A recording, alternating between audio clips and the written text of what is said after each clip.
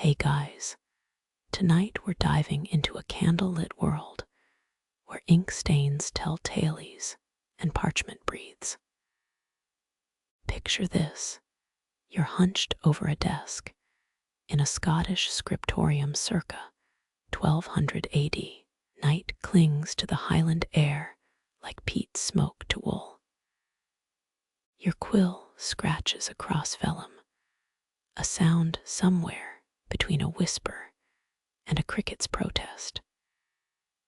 Did you know these stone-walled writing dens kept Europe's knowledge alive through the Dark Ages? Yet here's the thing: you probably won't survive the next 3 minutes without yawning. So, before you get comfortable, take a moment to like the video and subscribe. But only if you genuinely enjoy what I do here. Drop a comment with your location and local time. Let's map our sleep-deprived tribe across the globe. Now, dim the lights, maybe turn on a fan for that soft background hum, and let's ease into tonight's journey together. The quill trembles in your grip, goose feather frayed from a day of confessionals and land deeds. Ink pools at its tip, like a storm cloud about to burst. You press down, a jagged M blooms, swallowing candlelight. Shadows ladder up the wall behind you, every flicker a spectator. That's the thing about medieval scribes, right? They copied everything from Bibles to beer recipes. But here's a nugget your history professor skipped. Some used raven quills because they held ink longer. Bet that got messy during midnight snack breaks. Your wrist pivots, a looping S curdles into existence. The vellum drinks each stroke, hungry, always hungry. Wax drips down the candle's spine, molten trails hardening into topography. Historians still argue whether scribes nibbled sheep fat to stay warm or just really loved mutton. You flex your fingers, knuckles crack like distant thunder. Across the room, a moth kamikazes into the flame. The chill bites through your tunic. Scottish summers weren't big on mercy. You eye the inkwell last night's batch, concocted from oak galls and iron salts. Scribing wasn't glamorous. Ever wonder why old manuscripts smell like pickles? That's the vinegar they used to erase mistakes. Your nose wrinkles at the memory. It's the medieval equivalent of whiteout fumes. You sketch a border, vines twisting around the text like drunk cobras. Your stomach growls dinner was rye bread and regret. Somewhere below, the monastery's goats bleat their disapproval. Monks debated whether goats were God's joke or just terrible listeners. You add a doodle in the margin, a grumpy caprine face. A draft slithers under the door, your candle wavers. Shadows leap across an unfinished psalm. The Scriptorium's founder, Aidan of the Red Hands, insisted on 3 virtues: precision, patience, no swearing. You mutter something unvirtuous as a blotch devours the word redemption. The vellum drinks that too. Firelight glints off the quill's nib. You're drawing letters now, not writing them. Each curve demands muscle memory, worn smooth as a pilgrim's flask. Your eyelids sag, the words blur into Rorschach tests. Some scribes napped upright at their desks. One even wrote a prayer for stronger coffee back when coffee meant bitter herb mash. The final line wobbles, your breath hitches. One more contract, one more eternity. You gaze at the drying ink. It stares back, unimpressed. Beyond the slit window, stars prick the sky like pinpricks in a black cloak. Tomorrow's work looms, charters, correspondences, maybe a limerick about turnips. But tonight the quill drops, your hand uncurls, a prisoner released. The scriptorium exhales with you, dust motes swirling in the candle's dying halo. Somewhere, a monk's sandal scuffs stone, the sound of someone else's problem. You lean back, your spine protests like a rusted hinge. The Highlanders had a saying, rest the quill, or the quill rests you. You choose breathing over philosophy. Ink dries, shadows coagulate, and for the first time all day silence pools deeper than any well. Your wrist hovers, a spider caught midweb. Ink bleeds into vellum where skin meets page. The blot spreads like regret, a Rorschach smear of what might have been verse. Across the room, the hearth fights a losing battle. You count each pop, 3 for every breath drawn. Medieval scribes often burned midnight oil, though yours reeks of mutton fat and pine resin. Legend claims Saint Columba's monks mixed honey into ink, sweeter lines to coax stubborn scriptures. Your pot crusts with yesterday's mistakes. No nectar here. A yawn cracks your jaw. The quill tip wavers, dancing its final jig. Historians still argue whether quill shakers suffered more finger cramps than lute players.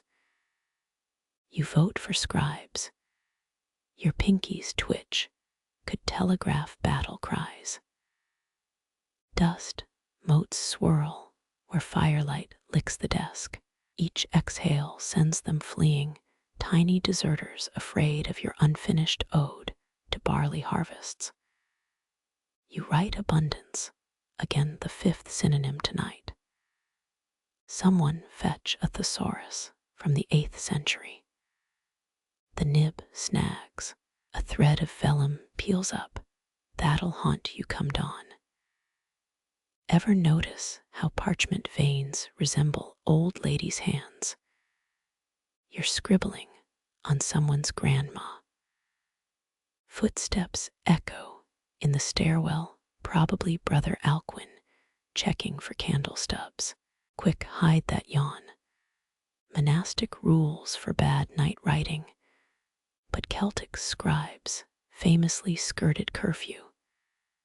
You channel their defiance, and also their bladder weakness. A drip escapes the inkwell. Did you know 9th century scribes used urine to correct errors? Your flask holds elderberry wine. Priorities evolve. Your left pinky drags, leaving a comet's tail across 3 lines. Byzantine scholars called this the sleep serpent's kiss. They also believed drowsy scribes could accidentally summon minor demons, though those usually work in accounting. The fire sputters, shadows crouch closer, time's henchmen here to collect. You scratch a final clause about the shepherd's twilight hymn. 15 words, 11, 6. A drop of sweat plops onto him. Now it's a rune of damp devotion. Moonlight slants through the arrow slit. Your breath fogs the last stanza into oblivion. Some say insomnia plagued monkish scribes more than the laity. You say cold stone seats deserve the blame, and Mother Nature's poor lumbar design. One more flourish, the quill snaps. 2 splinters lie crucified on the page. Your index finger throbs a Morse code comedy. Tomorrow's problem. The hearth exhales its final ember, a dying actor taking curtain call. Your knuckles uncurl slow as spring ice melting. Historians will never find this draft. Mice will feast on your adjective hoard. Let them. Wind whispers through the tower's tooth gap. Goose flesh rises, nature's punctuation marking the end. You palm the ink-stained rag, a scribe's version of white flag. The stool creaks relief as you rise. Candle wax puddles resemble tiny Alps, your personal mountain range of wasted light. Floorboards moan their predictable complaint. 3 steps toward the spiral stair pause. A last glance back, the abandoned quill juts upward. A tiny dagger stabbed into the day's remains. Fitting. Night claims its tribute. Candle wax crawls toward your sleeve, a slow-motion glacier flecked with soot. You jerk back, too late, the stains already permanent, 3rd this week. 9th century tallow candles reeked like boiled mutton, but Abbey rules forbade pricier beeswax. Bet Prior Eadmer sneaks some for H.I.S. Chinese letter stash. Your pinky smears a fresh line. The vellum drinks the error hungrier than Sunday communion wine. Medieval pages were often scraped clean with pumice, a do-over demanding 50 Hail Marys. Your rags too threadbare for such niceties. Let future scholars puzzle over your slop. A shiver climbs your spine. The brazier died hours ago, its iron ribs crusted with false promises. You blow on numb fingers. Historians still argue whether scriptoriums leaned into chill to keep scribes alert. Try telling that to your chattering molars. The last candle gutters, wicks drowning in its own wax, a miniature Viking funeral. Quick stab it upright. Monks whispered that steady flames revealed God's favor. Yours just revealed a lopsided mess, holy entropy in action. Moonlight bleaches the parchment blue. Words turn spectral ghosts of ideas not fully formed. Carolingian minuscule script, standardized letter heights, but your hand betrays you now. That G slouches like a drunk miller.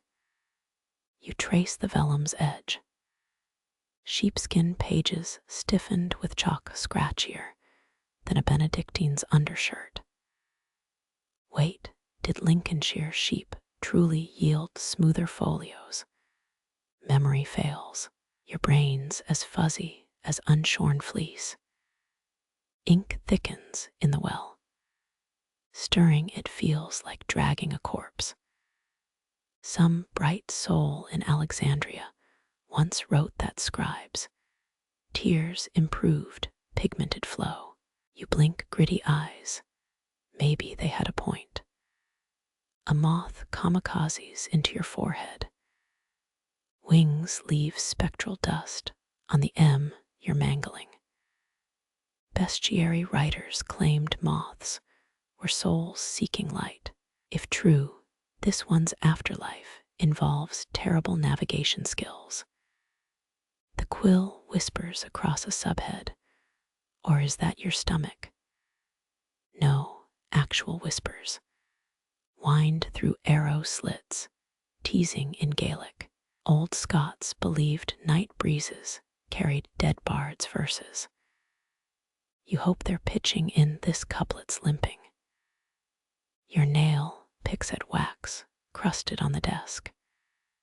Medieval students used it to seal love notes. Not that you'd know. The closest you've gotten to romance is this quill's wobbly caress. A joint pops knee or knuckle. Who cares? The St. Gallen plan shows scriptoriums had back-friendly stools. Yours was built by a sadist with a grudge against posture. Letters blur into Rorschach blots. Time to cheat, squint until errors vanish. Monastic illuminators slipped doodles in margins, battling snails, farting dragons. Where's your whimsy? You sketch a frowny face by the colophon. Dawn's first bruise purples the east window. Candle stubs outnumber finished lines. A poor exchange rate.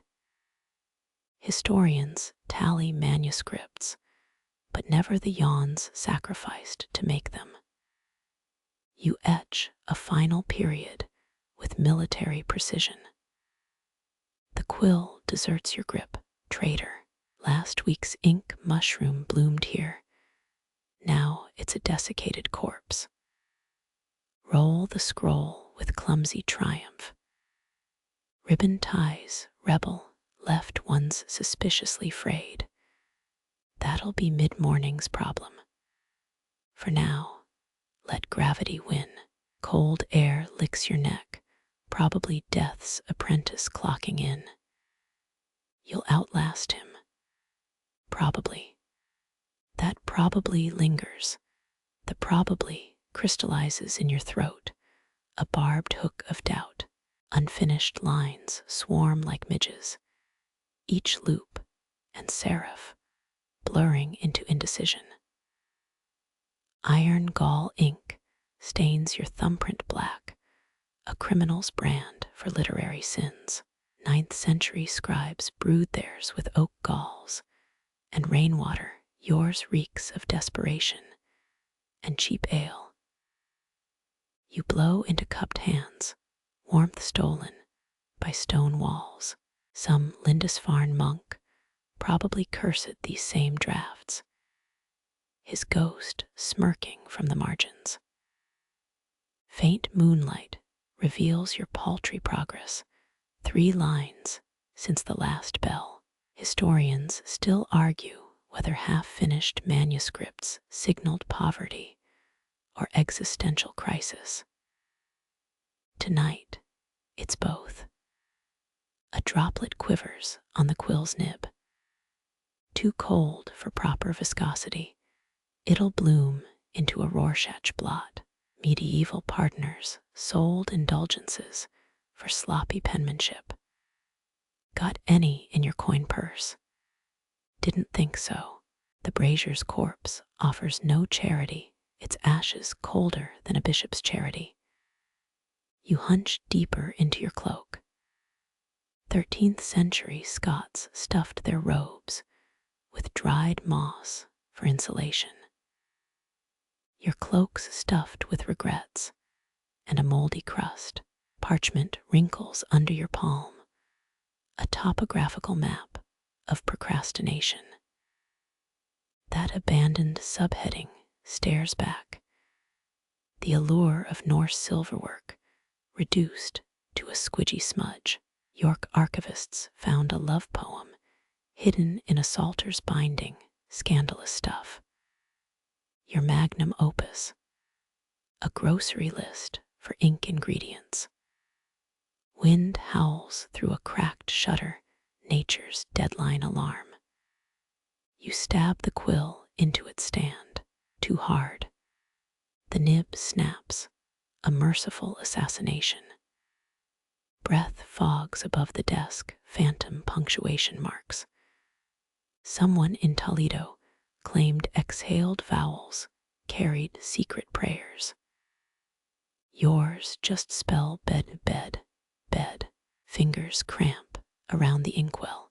Carolingian scribes took hourly hand baths in rosemary oil. You've got a puddle of drool and self-loathing.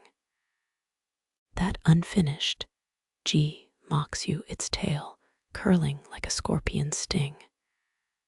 Bestiaries warned of letterforms, housing demons, right on schedule. Your headache returns. The night watch's cough echoes through the cloister. One monk's consumption is another's metronome. Your spine cracks in solidarity, a crumbling fortress of resolve. You smear wax across the page, a slapdash tombstone for today's ambitions. Ravens pull this stunt at Tower Green, minus the self-pity. Moonlight retreats dawns, a greedy creditor. Unwritten tailies dissolve like salt in broth. Your knuckles sting the chill's final argument. A sparrow tweets outside. Time was. Scribes inked songbird trills above psalms. You settle for slamming the shutters. Avian critique be damned. The last drop of ale rolls across your tongue sour as Chaucer's unfinished cook's tale. Bed calls with siren song straw. You answer. Moonlit dust on forgotten chronicles your Boothiel grinds, a half-dried ink blot into the floorboards, adding yourself to the Scriptorium's palimpsest of stains. Motes swirl where your breath tangles with the cold, a miniature galaxy born and dying between desk and doorway. 13th century monasteries blended sheep fat and wood ash for floor soap tonight. Your cloak's hemrights clean me in the grime. Leather-bound spines creak as you pass. Old King's Chinese letter, stamped in fading gold. A shadowed volume bears teeth marks, some sleep-starved scribe's midnight snack. Historians still argue whether marginal doodles were devotional acts or pure boredom. Your contribution, a phallus, hidden in a capital B, leans toward the latter. Moonlight stripes a stack of will still awaiting final drafts. 9th century Scottish widows often left their best plaid to livestock, priorities right. Your own will simpler. Burn the shorthand notes. Especially page 42. The Raven's Compendium glowers from its niche, that cursed book on Viking navigation. You've translated 17 times. A 1428 ledger claims its vellum was scraped from a stillborn calf tonight. It smells like poor life choices. You salute it with the dregs of your ale mug. Dust mites colonize your abandoned quill. Carolingian copyists believed mites were fallen angels devouring sloth. Yours just throw raves in the ink crust. You shrug deeper into your cloak, itchy defiance against the chill. 14th century footwarmers used roasted chestnuts and rosemary. Your version, wiggle your toes and pray. A sneeze claws up your sinuses. That rosewater-infused parchment seller lied through his mossy teeth. The Codex Armentarius tilts dangerously on its ledge, 90 pounds of Welsh land disputes. One good shove, and you'd invent democracy. Instead, you write it tyranny of muscle memory. Frost etches the window beside St. Cuthbert's mouldering hagiography. Monks near Hadrian's Wall once trained starlings to fetch quills, yesterday's drone delivery. You trace a gnarled amen in the ice. It melts before the downstroke dries. Your shadow falls across the obligations, that ledger of unpaid Scriptorium fees. 9th-century Icelanders settled debts via knife fight. You settle yours with a well-timed moonlit exit. A mouse freezes mid-nibble on bishop, a L, a RIC, S Chinese letter thesis. Chew louder, little anarchist. The church's tithing policies deserve defacing. The hearth's corpse exhales cinders as you pass. Someone in Avignon swore dying fires whispered tomorrow's weather. This one mutters, wear thicker socks. You pause at Augustine's Cure for Melancholy, its pages uncut since the conquest. A 1395 inventory lists it shelved beside How to Silence Noisy Peasants. Priorities again. 7 steps to the oak door. 6, 5. A Volvel wheel spins faintly in some night breeze. Astrology diagrams warped by damp. Your toe connects with a discarded inkpot. Medieval ransomware. Pay 3 shillings or your O's stay wobbly. Moonlight floods the threshold. You glance back. The Scriptorium's a chessboard of light and leather. Those Angevin tax records won't transcribe themselves. Neither will you. Dawn licks the eastern hills as you latch the door. Far below, the brewery's first fire pokes the horizon. Monks would have cursed this hour's matins bell. You curse the stairs, a gauntlet of splinters and regret. The raven feather remains on the desk, your placeholder for stories that outlast the cold. Let tomorrow's scribe wrestle its secrets. For now, the moats dance unchronicled, and the shelves keep their vigil. The last drop quivers at your quill's tip, a tiny rebellion against gravity. Across the desk, the empty inkwell glares. A ceramic judge pronouncing sentence. 13th century scribes mixed iron Gall ink with wine and a prayer.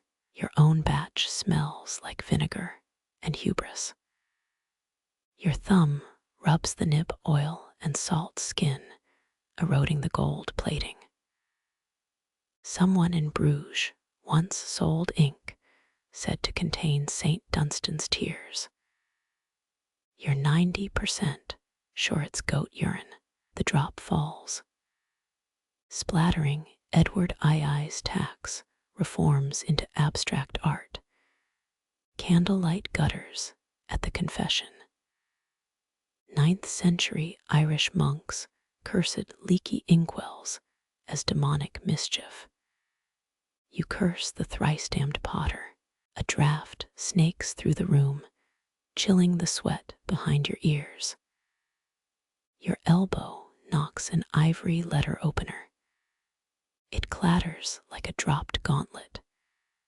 You half expect shadows to start clapping. The well's hollow yawns back at you, echoing that time you screamed into the Lucca cistern. Italian scribes used squid ink for love letters. Yours could now pass for ransom notes. Nostalgia hits harder when tools fail. Even the Scots Parliament kept spare quills behind the throne. Your pinky traces the well's rim, gritty residue embedding under the nail. Historians still argue whether medieval writers licked brushes or used sponges. Both methods left 12% dead by 30. Modern problems. Your tongue's stained blue for a week. A spider descends on its silk thread, pausing midair like a crooked comma. You blow gently, sending it spiraling toward the Primer Y Chronicle. Arachnid annotations. The future's problem. Floorboards groan as you lean back, the stool's uneven legs composing a Morse code dirge. Frankish copyists sat on sackcloth cushions stuffed with owl feathers. Your cheeks make do with splinters and regret. Dawn stripes the desk, exposing every shaky vowel you've scratched tonight. Your knuckle cracks as you stretch, a sound like kindling snapping. 14th century physicians blamed joint pain on ink vapors. You blame 3 decades of bad lighting. The silence feels thicker now, no scratch of nib, no rustle of vellum. Even the mouse has stopped gossiping. You prod the inkwell with a charcoal stick. It skitters like a guilty courtier. That Moorish merchant swore cobalt blue ink attracted scholarly fortune. Lies peddled since Cordoba fell. A dried rivulet traces the well's side. Your personal Nile Delta in miniature. Breath fogs the ceramic glaze. For a heartbeat, it's a phantom of your reflection. Bavarian monks polished their wells with sacred oils till they gleamed. Yours wears a prize-winning patina of neglect. The raven feather mocks from yesterday's desk, still blacker than your empty vessel. You imagine tossing both out the arrow slit, 16th century waste management at its finest. Instead, you arrange them parallel. A grave for spent tools. Cold seeps into your shins. The brazier died hours ago. Aquitanian scribes warmed their ink over smoldering peat. You've perfected the art of numb calligraphy. A yawn cracks your jaw, tears blurring the quill's skeleton-thin shadow. 3 floor tiles away, a moth batters the last candle. Icarus with worse wing management. You snap your fingers. The sound echoes weirdly off the Codex Muratorius. Dawn bleeds through St. Jerome's cracked, stained glass, drenching your workspace in martyr red light. Your final page floats slightly, corner lifted like a beggar's palm. You count heartbeats where ink should flow. 13, 14, 15. Burgundian timekeeping at its most precise. The bell tower tolls, a sound felt more in molars than ears.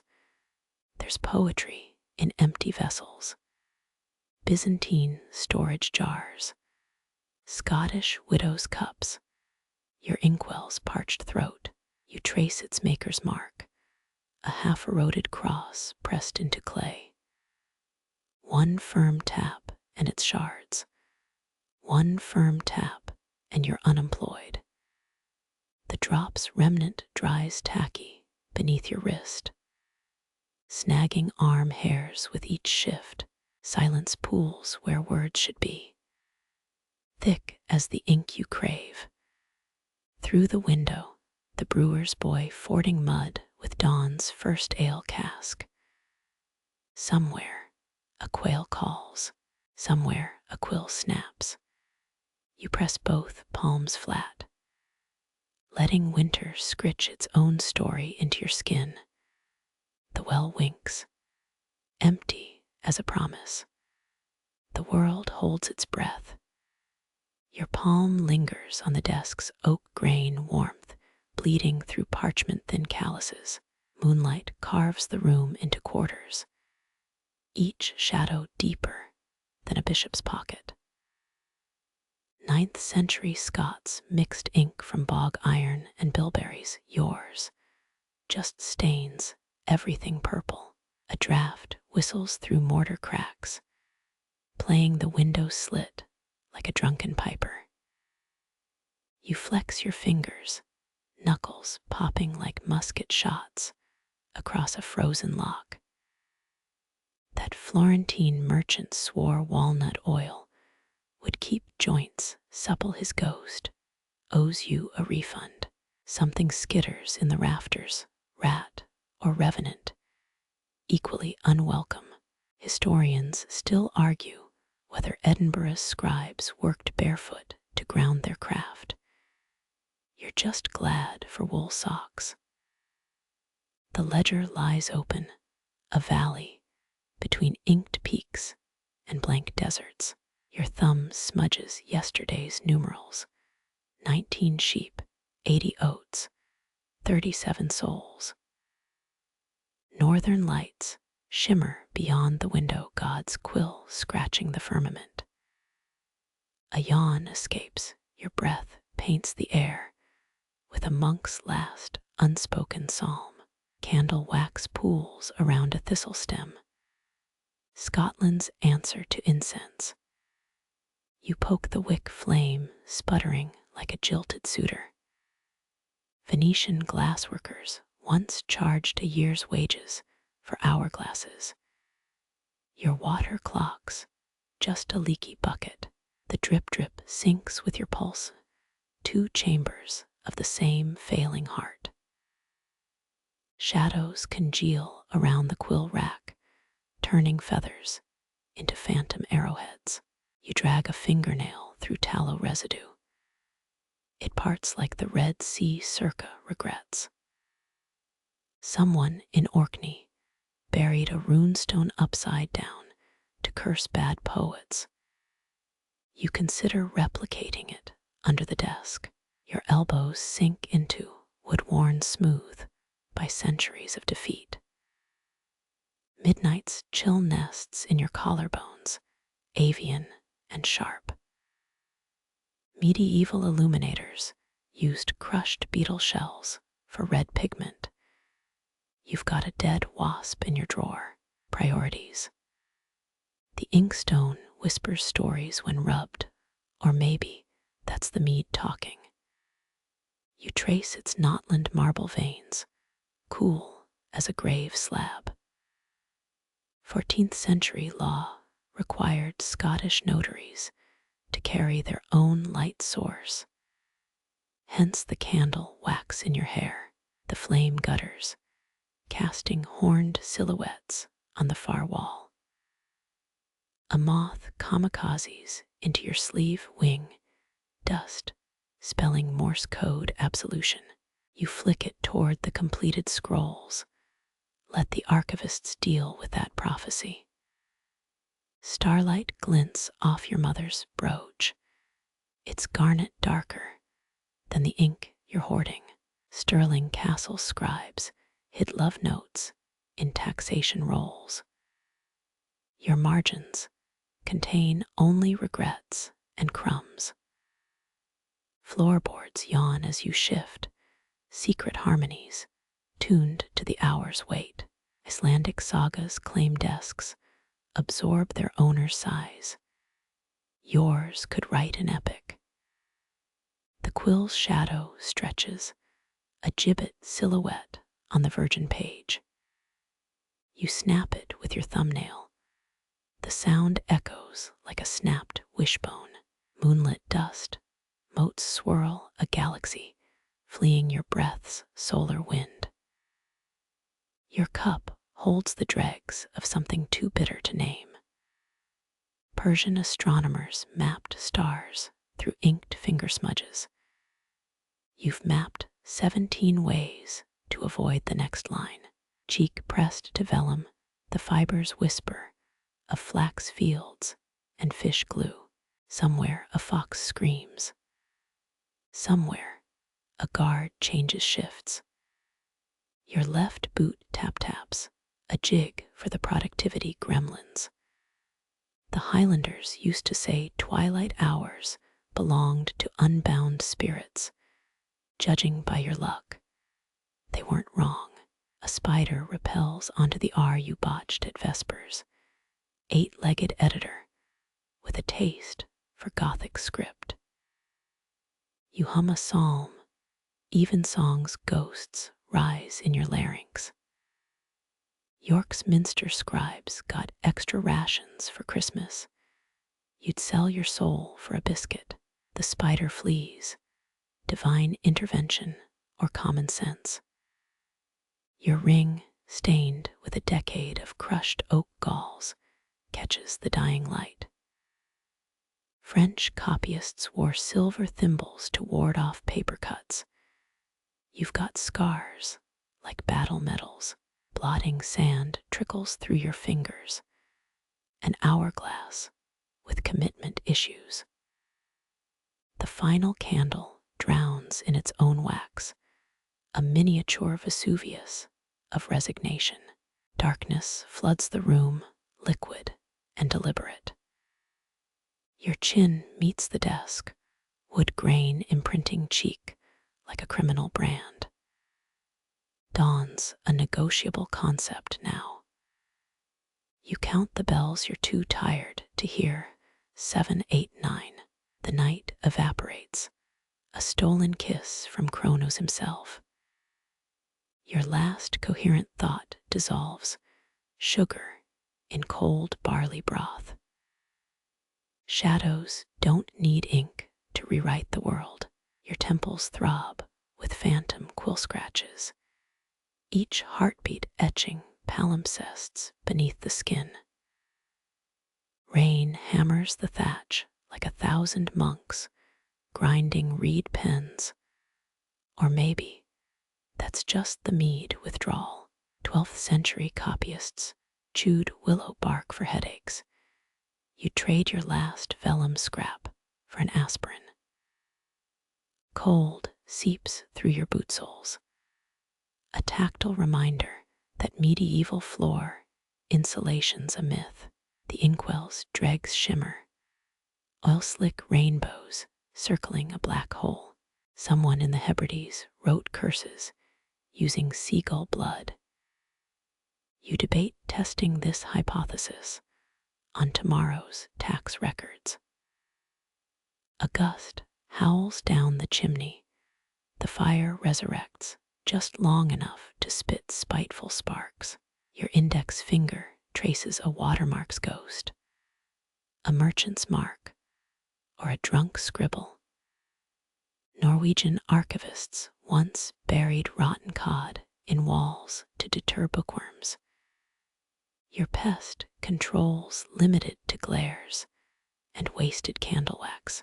The rain shifts rhythm, no longer pounding, now hissing through teeth like a disapproving abbot. Your spine creaks as you lean back, vertebrae aligning like illiterate monks at vespers. Historians still argue whether Sterling's scribes used urine to fix faded ink. The reek in here suggests field testing. Moonlight bleeds through cloud breaks, silver puddles rippling across discarded drafts. You squint at your shorthand. Are those words, or the death throes of a poisoned spider? Alchemists claimed quicksilver vapors sharpen the mind. You've inhaled enough to kill a mule. Yet here we are, 3 droplets snake down the window, racing toward oblivion. Bets are placed. Left one's got grit. Center's a maverick. Right's clearly compensating. The Faroese parliament met nocturnally to avoid Viking raids. You're avoiding tomorrow's tithe calculations, both noble pursuits. Your thumbnail picks at a wax seal, rosin scent mingling with damp wool. Failed metaphors litter the desktop, a graveyard of like a nun's blush, and swifter than papal forgiveness. The Scriptorium cat's silhouette slinks past judge, jury, and executioner of half-baked couplets. Rainwater finds the leak above your chair, cold baptism for the left shoulder. Medieval surgeons prescribed goose grease for stiff joints. Rub some on and pray, they said. Your flask offers cheaper salvation, peat smoke warmth pooling behind your ribs. A spider descends via its own poor life choices, dangles before your nose like a hairy semicolon.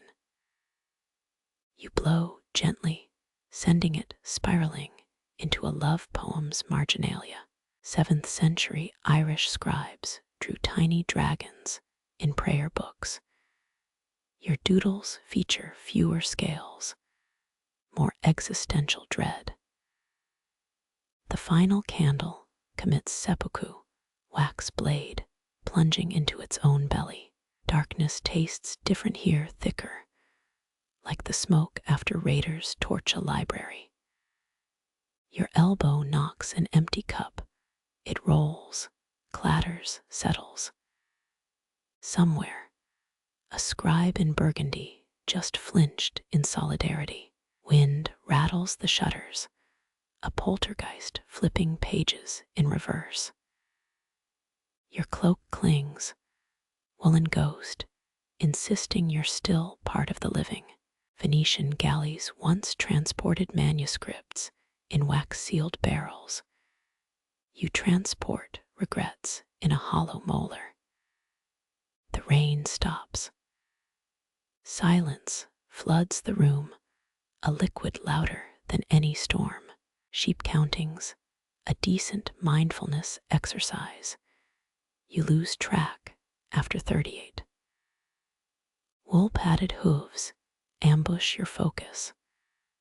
Mutton-backed centaurs carrying scrolls of their own grudges. Damp parchment warps beneath your palms, topography of bad decisions. A yawn cracks your jaw, audible enough to startle mice in the undercroft. Someone etched a chessboard into the desk's corner centuries ago, blackened kings still locked in stalemate. 3 floorboards shift as you stand whispering Old Norse expletives. The hearth exhales cinders, final punctuation for this illegible day. Your shadow stretches toward the door, elongated and warped, a living uncial script. Moonlight licks the inkstone, turning it into a shallow night sky. You pocket a spare nib contingency plan against tomorrow's inevitable decay. Rain recommences, needles stitching the world back into gray sameness. The door groans open, hallway air smells of wet stone and unresolved potential. Boot soles slap flagstones, a rhythm section for the monastery's midnight chorus. Somewhere ahead, a straw mattress and threadbare blanket. Somewhere behind, a desk littered with silent pleads for clemency. You let the darkness win this paragraph. The ribbon lies coiled, a serpentine pause between what's finished and what feigns sleep. Your pinky brushes its frayed end of raw silk, whispering secrets your Latin lexicon can't parse. Medieval scribes favored crimson thread for critical passages, dyed with crushed beetles or shame, depending on the diocese. This one's hue reminds you of dried blood. Or maybe that pomegranate-stained sister Agnes swore was the devil's handiwork. You press the mark, a phantom bruise where ambition once pressed too hard. Beneath it, half a psalm drowns in marginalia. Blurred minims squatting like drunkards on a tilt. Textile historians found traces of sacramental wine in bookmarks at Fountains Abbey. Yours reeks of last Tuesday's desperation. The scrap snags your callus, an amateur hitch in an otherwise professional surrender. Night air riffles through parchment edges, 1,000 dry tongues mocking your restraint. That unfinished treatise on Pictish symbology glares up, all jagged ogam and accusatory spacing. Your thumb grinds a wax smudge, transforming a saint's halo into a lopsided cowpat. 10th century monks hid bawdy ditties in hymnal capitals. You've buried worse sins between mass schedules. The ribbon tenses as you close the codex, a Procoptodon's jaw snapping shut on a vanished epic. Binding leather exhales centuries of sheep pasture and loss. Scholars still argue whether scarlet markers denoted urgency or vanity. Your forefinger hovers where the answer isn't. Cold seeps through gilt-lettered boards. A chill older than William, the bastard's tax audits. 3 candle drips fossilize on the desk, translucent layers of procrastination, preserved for future nuisance. You flick one, it skitters into oblivion, past an ink-smeared matins. Venetian archivists once stored state secrets behind painted ribbons, your clandestine masterwork. A grocery list vanished beneath wine dregs. Moonlight dissects the room, silvering quill shafts into ghostly spears. The ribbon's shadow stretches taut, a bridge between your hand and yesterday's failures. A yawn cracks your molars, sudden enough to startle mice in the wainscoting. Your knuckle grazes the folio's edge vellum softer than a usurer's conscience. Somewhere below, a drunk novice massacres a Gregorian chant. The ribbon trembles with each off-key syllable timekeeper for this fumbled nocturne. You press harder. Fiber strands snap one by one, an audible countdown. Historians still debate whether Lindisfarne's ruined books were loot or kindling. Your money's on board Norsemen needing fire starters. Dawn's first lie seeps under the door, hazy light that reeks of dew and obligation. The ribbon finally breaks, trailing a wounded spiral to the floor. Your breath stills, watching it settle into accidental calligraphy. Maybe tomorrow's scribe will mistake it for shorthand. A single glyph meaning almost. Wind shoulders through arrow slits, scattering hair-thin threads across flagstones. They twist, dance, dissolve into the cracks. You rise, spine popping like a heretic's joints on the rack. The codex glows faintly, trapped stars winking between iron clasps. 3 steps toward bed, paused by the ribbon's remnant clinging to your heel. It clings like a last-century ghost, like sugar syrup on a confessor's fingers. You shake it loose, watch it skim the rushes toward some better story. Somewhere, a wolf howls, either in the highlands or your empty stomach. The distinction matters less than the mattress groaning 6 paces west. You shed your scapular, woolen guilt pooling at your ankles. Moonbeams colonize the abandoned desk, gilding failure into something almost holy.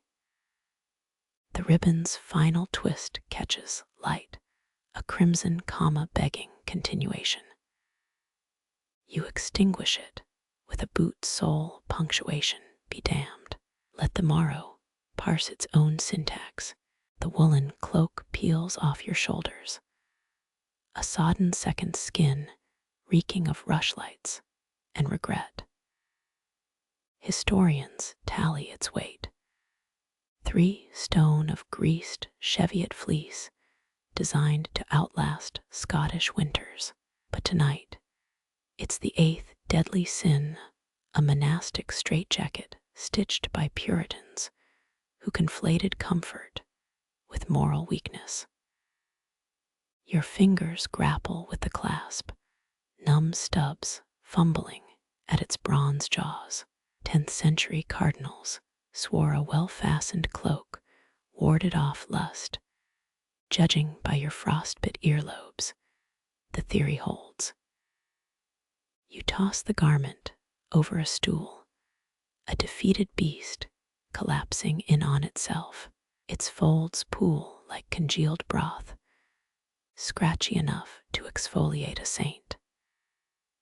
Beneath lies your reward, a blanket patched from 40 generations of monastery sheep.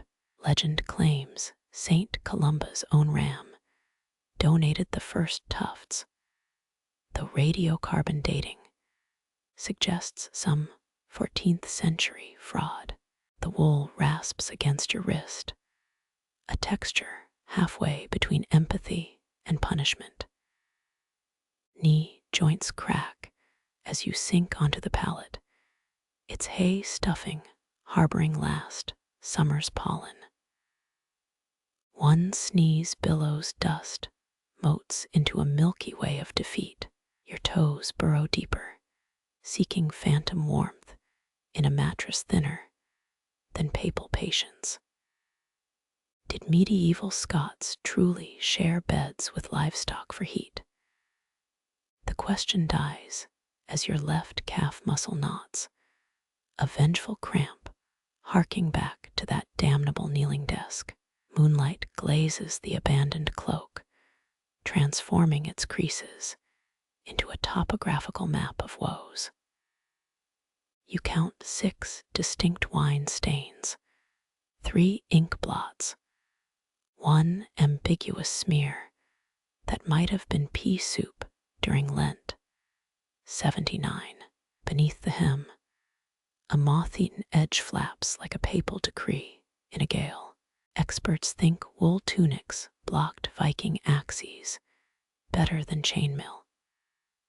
A theory untested since your only blade's a quill knife. The blankets warp threads scratch against your jawline, a metronome for brewing regrets. Your spine aligns with the pallet's central dip, worn smooth by centuries of similarly defeated scribes. The position resembles a crusader's tomb effigy, minus the glory plus cramp. Chill gnaws through the wool, insistent as a novice with a misplaced comma. You curl tighter, knees edging toward your chin in a fetal heresy. The motion dislodges a rosemary sachet, its crumbled leaves broadcasting false promises of soporific bliss. Monks once stuffed pillows with valerian and dried frog spawn to banish demons. Tonight's aromatherapy, sheep sweat, and the musk of overdue manuscripts. Teeth begin their twilight chattering, an erratic Morse code signaling retreat. Your breath fogs upward, forming brief sermons on the vaulted ceiling. They dissolve unread, unlike your damnable treatise still flopped on the desk. Historians still argue whether Benedictine black robes improved focus or just hid ink stains. The debate loses traction as your eyelids droop. A distant owl hoots, either mocking your plight or propositioning a mate. The blanket's scratch morphs into white noise, a woolen lullaby woven by surly Cistercians. Your left foot discovers a warm pocket near the footboard brief paradise before remembering yesterday's hole. Dawn feels less like a promise and more like a threat, a blade hovering beyond the shutters. You drown the thought in musty wool, inhaling particulates from Edward Longshanks. Wool tax revolt. The cloak watches from its stool, a shadow puppeteer plotting tomorrow's chores. Final consciousness slips through a moth hole in the blanket's theology. Your last coherent thought, calculating if sheep ever regret growing their own shackles. Sleep arrives as a wool merchant's ledger, all debits, no credits, and an infinite column of fleece. Parchment whispers rise as the candle dims, ink-stained fingerprints blending with centuries of ghostly scribes. Your quill hovers over vellum, tracing grooves left by Roman styluses when this land was called Caledonia. The Ninth Legion's vanished eagle watches from margin sketches, its gilded claws clutching a debate older than Hadrian's Wall. Cold air carries the metallic tang of old conquests. You squint at blurred Latin, words dissolving like legionnaires' footprints after rain.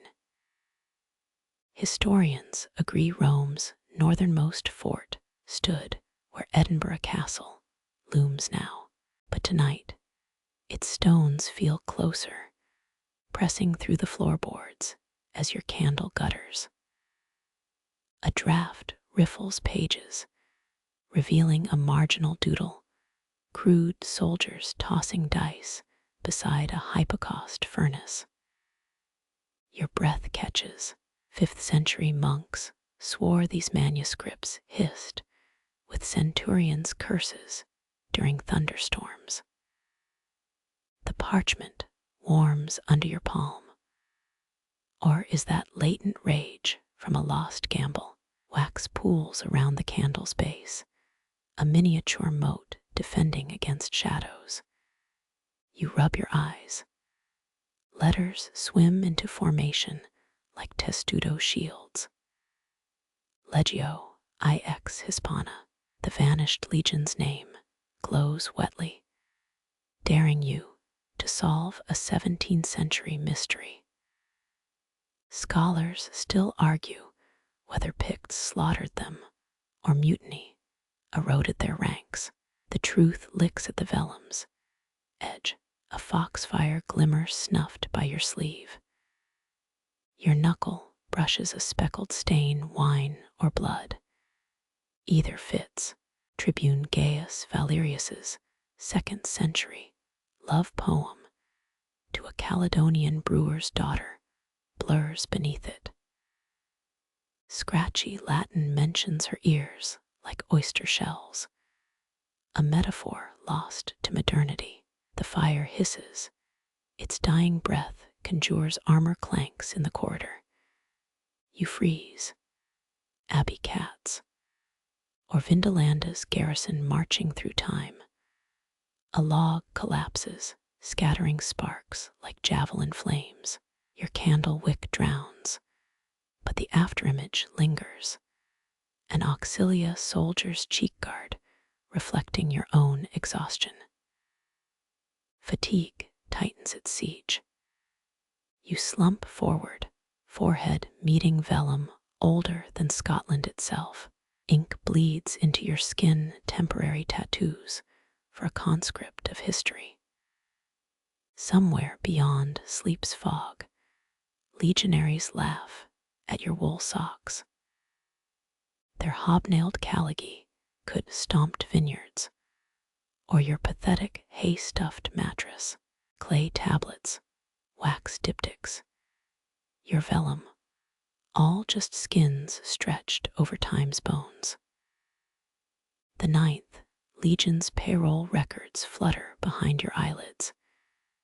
Denarii owed, rations deducted, a scribe's complaint about Pictish arrowheads denting his desk. Your fingers twitch, ink-stained nerves, still hunting closure for ghosts. Let archaeologists bicker over rusted pila-heads. Tonight, you dream in centurion cursive, each snore scrawling unfinished sentences across the dark. Dawn's scouts will ransack this reverie soon enough. Until then, let Hadrian's wall crumble. Let the Picts keep their victory ale. Your surrender to sleep writes its own peace treaty, unsigned, unread, etched in breath fog on history's parchment. The tower groans as you rise, each step a negotiation with gravity. Your boot finds the first stair warped oak, singing a creaky protest. Scots nobles built these spiral ascents clockwise to favor right-handed defenders. Their long-dead architects never considered a scribe's numb fingers clinging to the wall. Frost paints the arrow-slit windows, moonlight sieved through 1,000 icy needles. You count steps by texture, third one buckled during the 45 rebellion, seventh scarred by a drunken blacksmith's axe. Historians still argue whether hidden compartments lie behind these stones, tax evasion hoards, or love letters to forbidden sweethearts. The shadows keep their counsel. Halfway up, your thigh brushes something gritty, oats spilled centuries ago to muffle invaders' footsteps. A chill creeps under your tunic. 9th Legion infantry used the same trick during night raids. Tonight, it crunches revolt beneath your soles, a serial insurrection.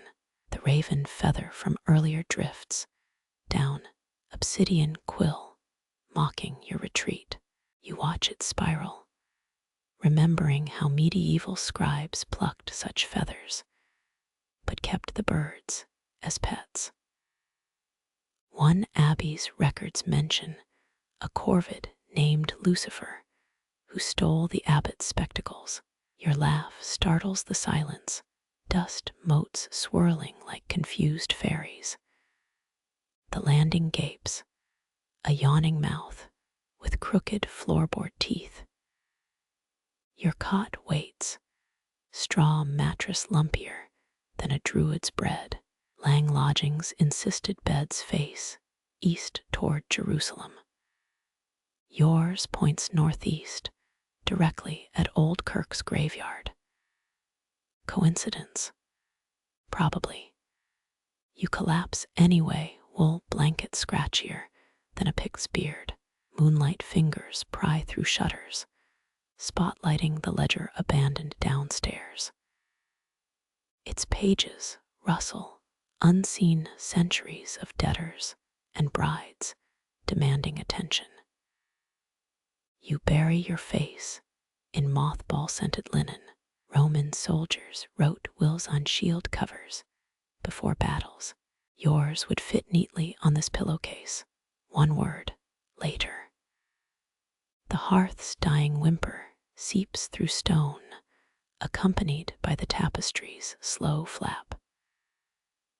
Legends claim the Flemish weave depicts Bannockburn's carnage. Peer closer, though that bloodstain's just Brother Alaric's mead mishap from 1623. Something skitters in the wall, ancestral mice, or displaced legion rats. Your toes curl. 10th century monks blamed parchment-eating vermin on Satan's librarians. A draft licks your neck sharp as a quill's nib. You roll over, caught screaming like a gutted bagpipe. The ceiling's smoke stains morph into battle standards, Viking longsnouts entwined with thistles. Your breath slows, matching the rhythm of tide-smoothed pebbles on some forgotten shoreline. The floorboards hum with phantom conversations, Latin troop dispositions, Gaelic gossip, the sizzle of Edward's siege engines. Sleep comes gruffly, a sentry kicking open the gatehouse door. Let tomorrow's inkwells wait. For these stolen hours, you're just another ghost haunting history's attic. Your breath blooms against the pane, ghostly petals spreading across cold glass. Frost feathers out from the edges nature's own vellum, waiting for words.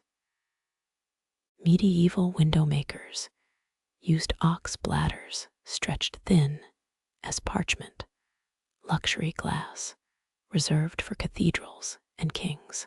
You press a fingertip to the ice, etching a crooked C. It melts faster than tears, already apologizing for its imperfection. Somewhere below, a shutter bangs, that loose one near the barley store. Monks once rubbed garlic on window slits to keep glass clear of devil's breath. The tang still lingers in stone crevices, kitchen wisdom a lasting scripture. You exhale again, rewriting your letter with condensation. Wind slips through the gap, carrying peat smoke, and a child's forgotten giggle from the village. Historians still argue whether stained glass grandeur stemmed from holy awe or the practical need to block drafts. Your thumbnail traces the melting. See, the unvoiced name it once aimed to spell. The raven feather trembles on the sill, reminder of abandoned quills downstairs. Viking traders prized honeycomb patterns in window frost, believed them maps to Valhalla's mead halls. Yours just charts the slow crawl of regret. A wagon creaks on the high road, wheat sacks whispering of dawn markets. You lean closer, forehead chilling against the pane. 20th step of spiral stairs groans. Brother Drosten's ghost testing the old legend. He'd slip barley into visitors' boots, holy man or prankster. The debate resumes without you. Moonlight glints off your half-formed word. Now a waterlogged L. You swipe it away. A bishop erasing heresy. 17 sheep huddle in the distant field, living, inkblots on snow. Their wool stiffens like the pages you left unnumbered. Something clatters in the scriptorium below, likely that bronze ink pot with the wobbly base. You picture it rocking, pendulum counting down to morning. Roman couriers sealed urgent scrolls with wax imprinted by signet rings. Your own secrets dissolve faster, warmed by a single breath. The feather twitches, then leaps into darkness. Last week's snow lingers in shadowed hollows, untouched by monks' garlic poultices. You flex your hand, knuckles popping like damp wood in a fire. Frost creeps anew, reclaiming the window with crystalline spiderwebs. Your next exhale comes too shallow, the sea barely denting the ice. Tomorrow's documents demand precision, crisp lines and blacker ink. Tonight's efforts fade to mist, the way rain erodes runes carved in sand. A wolf's howl stitches through the wind, needle pulling thread across the glen. You step back, heel finding a creaky board. Medieval healers prescribed wolf fat for chilblains. The remedy seems crueler than the ailment. Your shadow climbs the wall, quill-sharp silhouette, pierced by moonlight. Dawn lingers beyond the horizon, a scribe sharpening knives for the day's butchering. The bed calls with straw teeth and moth-eaten promises. You surrender, leaving the window to its slow embroidery of ice. Peat smoke coils around your ankles, old earth exhaling through the floorboards. You kneel before the hearth, stirring embers that glow like unfinished letters. 14th century peasants paid taxes with peat bricks, a currency of decayed forests and calloused palms. The fire hisses, releasing a fat spark that dances toward the rafters. Your cloak drinks the warmth, wool greedy as a monk at communion. Medieval midwives once burned rowan twigs in peat fires to cook sickness from newborns.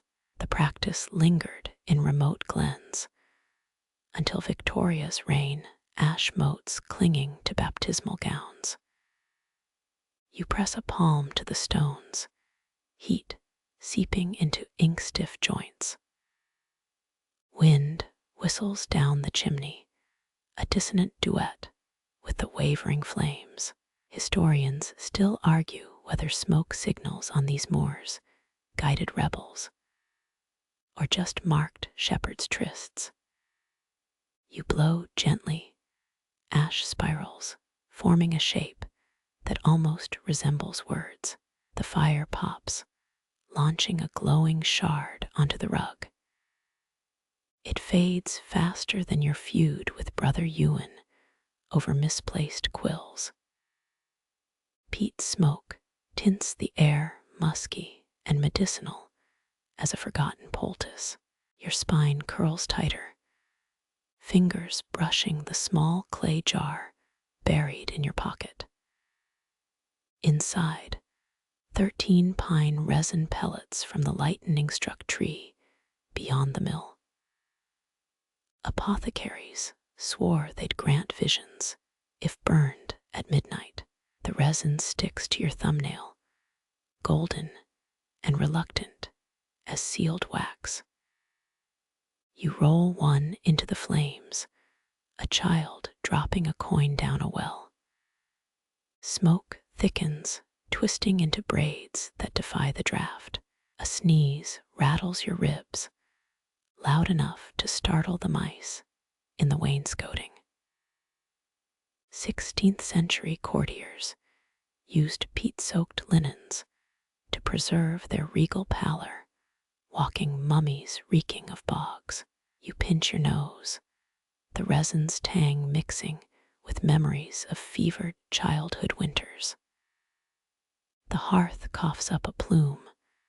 For 3 heartbeats, it looks like a winged figure. Then the draft shreds it, leaving only the ghost of lifted arms. You fumble for the jar, dropping 2 more pellets into orange coals.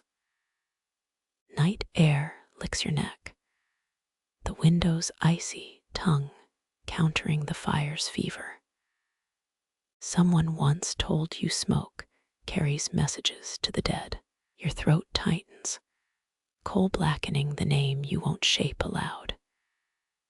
Flames gutter as the resin melts, becoming liquid amber that bubbles like half-truths. A log collapses, sending up sparks that mimic the northern lights you'll never witness. Peat smoke films the rafters, phantom script only bats can read. Your eyes sting, but you lean closer, inhaling the pine's sharp plea mingled with ancient rot. The clay jar sits empty, its contents sacrificed to a godless altar. Charlemagne's scribes allegedly used smoke inhalation to combat writers' cramp, a cure worse than the affliction. Your coughing fit blurs the room into a watercolor of shadows and regret. Embers whisper in a language your quill failed to transcribe, vowels lost to crackle, consonants burned to powder. You press your burning forehead to the cool stone floor, a penitent reverse of dawn's Scriptorium rituals. Somewhere, peat smoke etches your unwritten dreams onto the undersides of passing clouds. Wind shifts, dragging a final tendril across your cheek. It smells of drowned forests and the iron tang of ink you'll grind come morning. You rise, body older than the monastery's foundation stones. The fire shrinks, curling into itself like a discarded draft. Through stinging eyes, you glimpse one last smoke twist above the andirons. It could be a rune, or just the shape exhaustion carves from nothing. Either way, it's gone before your trembling hand finds the ale pitcher. The hearth's glow dims, retreating to a single coal that winks like a conspirator. You dunk the poker into ashes, drawing a line only floorboards will remember. Tomorrow's peat stack hulks in the corner, a silent jury of compressed centuries. Your shadow stretches toward the door quill thin and smudged at the edges. Smoke follows, clinging to your hem like a beggar clutching at scripture. 2 steps into the corridor, the scent still nested in your beard. Moonlight stripes the stairs, exposing initials some novice carved during Lenten boredom. You pause, watching motes swirl where smoke met cold air. For half a breath, they align into a constellation even the Vikings missed. Then the tower bell tolls, shattering the pattern into meaningless dust. The bell's final tremor lingers in your ribcage, a shared vibration with the ancient brass. You flex your hand, ink-stiffened knuckles cracking like kindling. 13th century scribes soaked parchment in walnut oil to ease creases, a trick forgotten with Gutenberg's press. Your thumb finds the groove worn into your middle finger, a canyon carved by 1,000 quill strokes. Cold seeps through your soles, each stare a slate tongue mocking your ascent. Medieval bell ringers allegedly wore gloves lined with mashed peas to prevent blisters, a remedy as practical as it was odorous. You grip the rope-worn banister, splinters snagging threads from your sleeve. Historians still argue whether night bells warned of invaders or just kept drunk monks from pissing in the font. A draft snakes down the staircase, carrying the reek of yesterday's fish stew. Your chest throbs in time with fading echoes, twin drums of flesh and bronze. Some claimed St. Columba's bell could cure gout if rung at midnight, though you'd trade it all for a hot brick and weak ale. The final flight yawns above steps warped by centuries of sheepskin slippers. Moonlight chews the edges of your shadow, nibbling it shorter with each labored step. You pause, pressing your aching hand against the cold stone wall. Beneath the grime, carved initials from long-dead novices form a skeletal alphabet. 1M sports horns, some scribe's defaced joke about Brother Michael's disastrous goat-rearing experiment. The tower door groans, its iron handle numbingly cold. Inside, your cot waits like a conspirator. Tallow candles once stolen from the chapel gutter in their sconces. A broken quill lies on the bedside table, its split nib grinning like a drunkard's teeth. You collapse onto the mattress, straw crunching louder than autumn leaves. Pain radiates up your wrist, a lightning bolt trapped under skin. Salerno physicians prescribed viper wine for joint agony, a cure worse than northern winters. Your free hand fumbles for the clay jar of goose grease, its stench a small price for fleeting relief. Rubbing it in, you imagine some long ago apothecary laughing as he upcharged desperate scriveners. The bell tower hums, residual sound vibrating in your molars. Floorboards creak, though whether from rats or revenants you stopped wondering years ago. Your cloak pools around you woolen waves, swallowing the bed's scratchy surface. Above, water stains on the ceiling mimic the constellations you're too exhausted to name. A moth kamikaze dives into the nearest candle, wings crisping with a sound like distant applause. You snort, the joke dying in your throat as your chest twinges again. Peat smoke still clings to your hair, a smudged signature on the night air. Somewhere below, the Scriptorium presses its inky thumbs against your temples. The grease numbs your knuckles, turning them into distant, slippery things.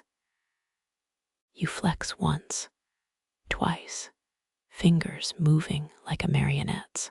Norse traders reportedly paid scribes in amber beads, each one a trapped scream of primordial sap. Your own payments still overdue, a fact you'll grumble about tomorrow. But tonight, sleep comes sudden as a dropped quill. The bell's echo fades, replaced by the rasp of your own breath. Your mending basket overflows with unraveled scrolls, and for once, you lack the will to care.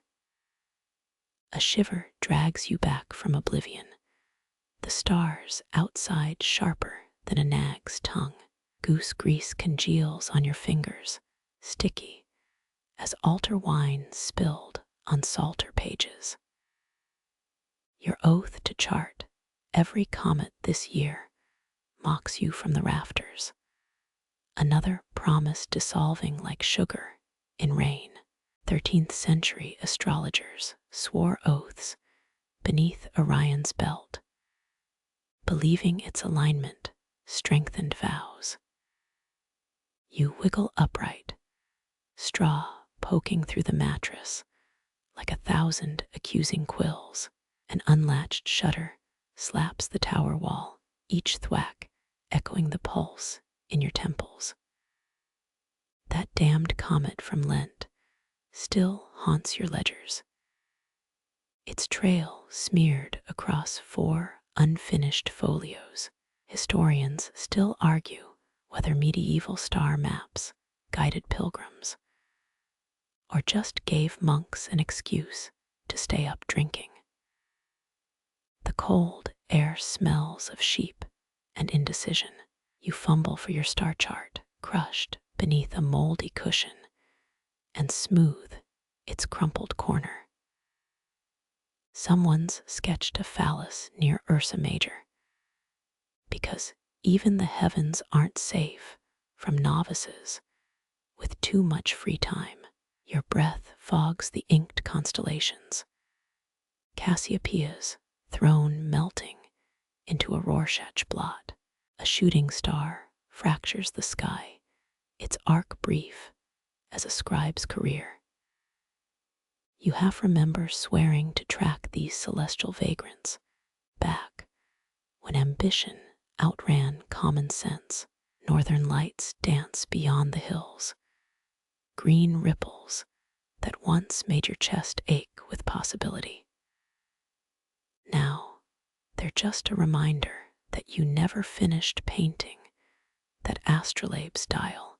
Your tongue finds the gap where a molar once lived, knocked loose during that tavern brawl over Copernicus. A merchant from Bruges paid you to illuminate his daughter's horoscope, then skipped town sans payment. You'd etched his name in a privy beam instead, petty vengeance being the scribe's last resort. Wind howls through a crack in the mortar, playing the tower like a bone flute.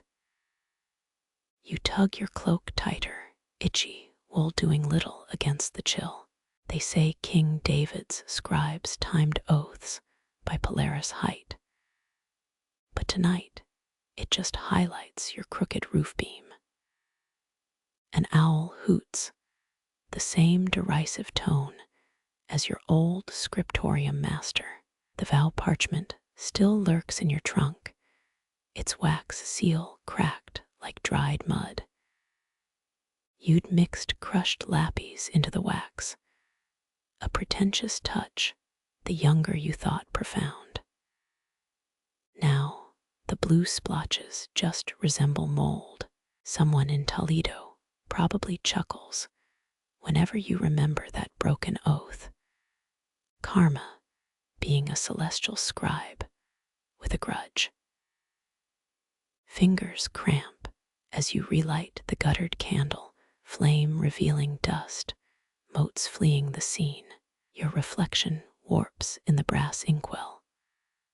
A funhouse mirror version of the man who swore he'd transcribe the whole firmament. Wax drips onto yesterday's porridge stain, forming a mockery of Cassiopeia's chair. You blow out the flame, surrendering to the stars' indifferent glitter. Let some future fool chart their paths.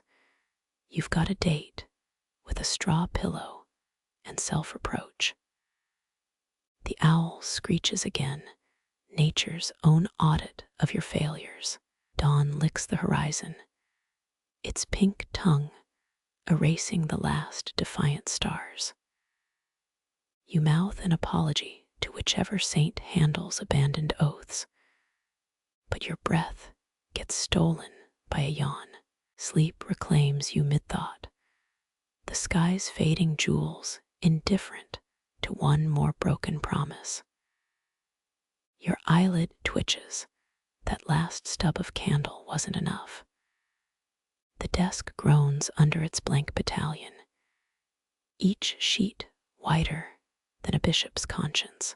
You trade 3 psalters for 1 pumice stone right now. Medieval scribes used them to smooth parchment, though yours feels rougher than a mercenary's jaw. Wind sneaks through the shutters, a nosy squire rattling armor. Your quill hovers, hesitating like a novice before his first confession. Shadows pool in the paper's grain tiny valleys where ink might drown. They say certain monasteries hoarded blank sheets to control who wrote history. Historians still argue whether that's paranoia or pragmatism, but your stack's smugness suggests the former. A spider descends on its silken rope, arachnid critic judging your procrastination. You flick it toward the inkwell, missing by a hair. 16th century illuminators believed spiders wove letters in their webs, omens for diligent scribes. This one's crafting what looks suspiciously like the word slacker. Your knuckle cracks, a gunshot in the quiet. The well's dregs smell metallic blood from some long-dead oak gall wasp. That merchant's daughter still needs her horoscope, but her father's name remains etched in privywood purgatory. You scratch your scalp, flakes snowing onto tomorrow's failures. Moonlight betrays every fingerprint on the vellum. Your thumbnail finds a blemish, some sheep's old scar preserved for eternity. Old wives swore parchment made from stubborn rams made ink blob. This sheet's proving them right, each stroke feathering like a drunkard's signature. 3 rapid knocks startle you, just the yew tree's branch though. Your heartbeat drowns out the distant river's gossip. A bead of sweat rolls down your wrist, betrayal from a body that should know better. That astrolabe diagram mocks you from the floor, its half-drawn gears frozen mid-chuckle. You blow across the page, useless as preaching to ale. Dust motes whirl into constellations only drunkards could chart. A fly lands on the word destiny, rubbing its legs like a miser counting coin. Friar Albertus once wrote that flies are fallen scribes cursed to walk on ink right before one drowned in his sacrament wine. The quill's nib splits, a tiny fork for tiny demons. You snap it clean, the sound echoing your last vestige of patience. Shelves creak as if leaning closer, leather-bound, voyeurs hungry for fresh material. Your stomach growls a Benedictine chant, low and judgmental. Polishing the inkwell's tarnished rim becomes suddenly fascinating. Renaissance peddlers swore silver-filtered ink prevented heresy, but your tin pot breeds only doubt. The spider's back skating across your desk on legs dipped in schadenfreude. You lean back, chair protesting like a widow at a tax audit. That comet's tail still glares from the corner, unfinished business, with worse posture than a hungover archbishop. Your little finger traces a grease-stained birthmark of 1,000 rushed meals. Priests called such stains devil's fingerprints, but you've met worse demons in rectory wine cellars. A moth kamikazes into the candle, wings crisping to ash-scented regret. Your nostrils flare part beeswax, part defeat. You swipe at the smoke, fingers writing promises the air won't keep. The owl's back too. It's who cooks for you taunt, now paired with your empty stomach's reply. One sheet flutters to the floor, deserter from the paper army. You let it lie, a traitor granted clemency. The rest watch with blank-faced spite. Northern lights pulse beyond the hills, nature's own illumination, mocking your dim little cage of doubt. Your pinky finds that gap again, the phantom molar's ghost itching. You imagine the Bruges merchant's face if he saw this tableau, teeth probably intact, the bastard. The quill's corpse rolls toward the ledge, suicide or tactical retreat. When the last candle drowns in its own wax, you don't fight it. Let the pages win this round. Their pale tyranny outlasts crowns and comets alike. Shadows seal the truce for now. Your palm finds the linen sachet, crumbling wild time, releasing summer, trapped in winter's fist. The scent hooks beneath your ribs, yanking you into sun-streaked fields where deadlines don't exist. 13th century herbalists swore time tea prevented nightmares, though yours taste like a stable boy's footwrap. You press the pouch to your nose, botanical time machine. Memory flashes, that Abbey market where you bought it, a gap-toothed crone winking, as if selling contraband. Guaranteed to summon sleep or your penny back, she'd croaked. Historians still argue whether medieval sleep charms worked, but your eyelids are already drafting surrender papers. A dried blossom crumbles, gold dust on your callus. You lick your thumb, taste alpine winds and sheep shit. The mix shouldn't work. Yet here comes that meadow endless green swells where your ink-stained self dissolves. Your spine unknots, chair creaking relief as muscles abandon their guard duty. 3 bees hum in your mind's eye plump as bishops, drunk on pollen. Real beeswax candles guttered ages back, their phantom cousins linger in your skull. Your quill arm goes slack, fingers dangling like a hanged man's. That half-finished letter to the wool merchant gapes, its unanswered demands muffled under time's grassy hush. The sachet's embroidery pricks your palm wonky monkshood flowers, stitched by someone's tremor-riddled aunt. You wonder if she's dead, you wonder if you care. A draft riffles loose pages, their whispers drowned by crickets only you can hear. Someone, probably you, moans. The sound startles a moth off its sealing vigil. Your teeth unclench, jaw popping like a witch's cursed knuckle. That ache between your shoulders, gone.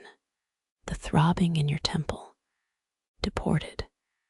You're floating now, a sheep-haired Icarus minus the fiery hubris. One stubborn thought claws back. Tomorrow's sermon needs editing. You swat it away, mental fly swatter smacking bureaucracy. The meadow widens, daisies nodding like gossips at a baptism. Your toes curl woolen socks, suddenly grass-stained and dew damp. A ladybug navigates your sleeve, its polka-dotted hull breaching linen waves. You consider quoting Virgil at it, settle for a silent cheer as it crests your elbow. Some heretical text claims ladybugs carried monks' prayers to heaven. You hope they charged extra for the service. Your neck lolls, head heavy as a overripe pumpkin. The desk's edge digs into your forearm anchor against memory's riptide. Stone walls dissolve into oak groves, shadow and light playing chase across your eyelids. That unpaid tax notice. Now a leaf spiraling into a chuckling brook. Breath slows, shoulders mirroring the tide's retreat. A distant part of you panics, responsibilities abandoned. The time laughs, old magic smothering guilt like a priest's pillow. You're 8 years old again, belly down in clover, tracking ant armies. The sun bleaches vellum bare skin. Mother's voice calls from another lifetime, stop daydreaming. But here, now, you obey only honeybees. Your chest unclenches, a scroll case popping open after centuries. The sachet slips, time snowing onto the ledger's damned columns. Numbers blur into dandelion fluff. Your pinky twitches, ghost waving at the crone who sold you this reprieve. She's probably buried in some pauper's field, her bones sprouting chamomile and forgetfulness. Shadows thicken, velvet mice nibbling the last daylight. Your knees remember kneeling. Your hips recall hayloft naps. Your lungs sink with the meadow's clockless rhythm. The quill lies crucified across an inkblot, its shadow a dagger aimed at nothing. You inhale until your ribs creak, thyme and damp parchment, and the ghost of roast mutton. The combination shouldn't comfort. It does. That ulcer in your gut, soothed by a memory of mother's barley soup, or maybe it's finally ruptured. Either way, bliss. A cowbell clangs in your mind, or is that the abbey's vespers gong? Doesn't matter. Your boots fill with warm soil toes, wriggling free of cobblestone confines. The moon grins a silver sigh, reaping your last worrisome thought. When sleep comes, it's not a thief, but a debt collector finally satisfied. The cold arrives not as a guest, but a squatter in your bones. You jerk awake, quill still prisoned in your fist. Goose flesh riots across your arms.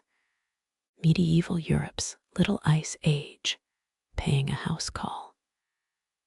Your breath hangs visible proof winter's mastering alchemy without philosophers, stone, or papal approval. That stubborn brazier in the corner, a meager sentinel against frost siege. 13th century castles experimented with hypocaust systems, but your scriptorium's heating stops at 3 layers of wool. Your teeth clack Morse code dots and dashes, spelling abandon all hope. The vellum before you lies icy as a tax collector's smile. You spit on the inkstone, a crude defrosting method Brother Cedric swears by. The blob freezes mid-sputum, translucent pearl mocking your efforts. Some fringe scrolls claim Viking berserkers chewed hallucinogenic lichen to ignore frostbite. You'd settle for a hot brick and bad mead right now. The quill cracks split nib, scattering chick-scratch letters. Historians still argue whether medieval scribes worked through winter or just hibernated like sensible bears.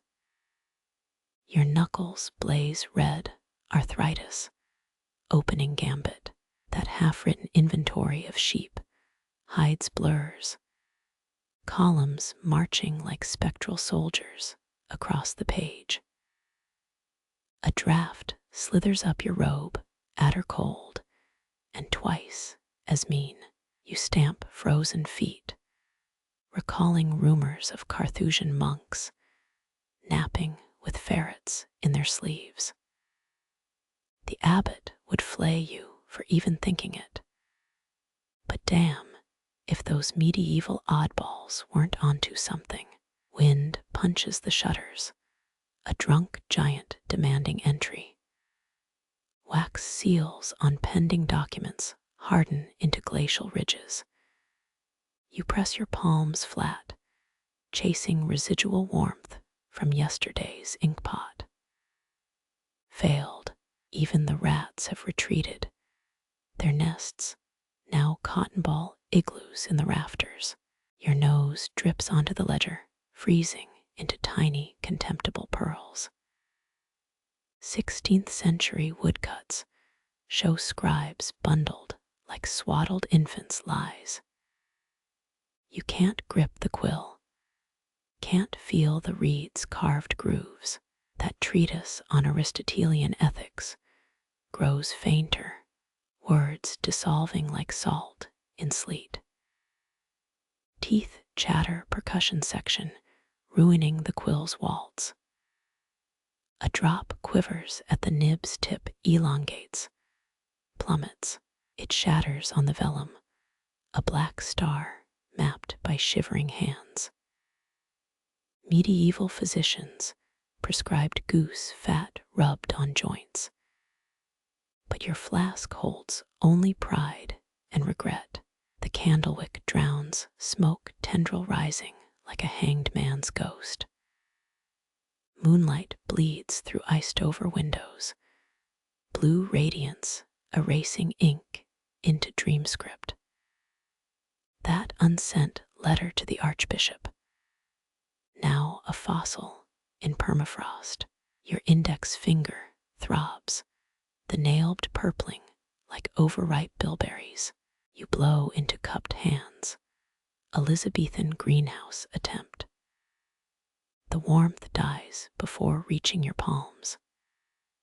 16th century stove tiles discovered in Bavaria show dancing devils, likely inspired by scribes. Hypothermic hallucinations. Your spine contorts a question mark etched in frost. The inkwell's dregs congeal treacle thick and useless. Monks reportedly added brandy to prevent freezing, but the cellar master watches like a hawk. Your lungs burn with each breath, medieval smog, preferable to this razor air. That illuminated capital M you're painting now resembles a crippled centipede. Shadows pool in the quill's groove, liquid darkness seeping into oak grain. You recall the superstition. A frozen scribe's ghost haunts his last parchment. Your chuckle comes out icy, brittle as communion wafers. The stool creaks, protesting your weight like a martyred saint. Dawn crouches beyond the hills, coyote patient. Your toes vanished hours ago, now just distant rumors of pain. The abbot's deadline, frozen in time like mammoths in Siberian tundra. Historians will find you centuries hence. Quill still poised, expression, a masterpiece of exhausted defiance. You surrender, hand retreating into sleeve like a startled mollusk. Let the frost claim this battle. The war continues at first light. The quill topples its shadow, a black tear on untouched vellum. Winter's laughter echoes through chattering teeth, 100 icicles shattering on stone. Distant hearths wink out one by one, ember by ember, as if the valley itself holds its breath. Your eyelid twitches, a moth's wing caught mid-flutter. The last torch in the cloister, gutter size, its death rattle carrying further than it ever burned. You'd kill for a sip of that spiced wine noble swill. But tonight's consolation prize is phlegm-scented breath and candle tallow under your nails. A yawn claws up your throat, less human sound than feral growl. They say Charlemagne took 40 winks in full armor, but your spine screams just imagining it. The ledger beneath your cheek drinks body heat greedily, parchment origamying against your stubble.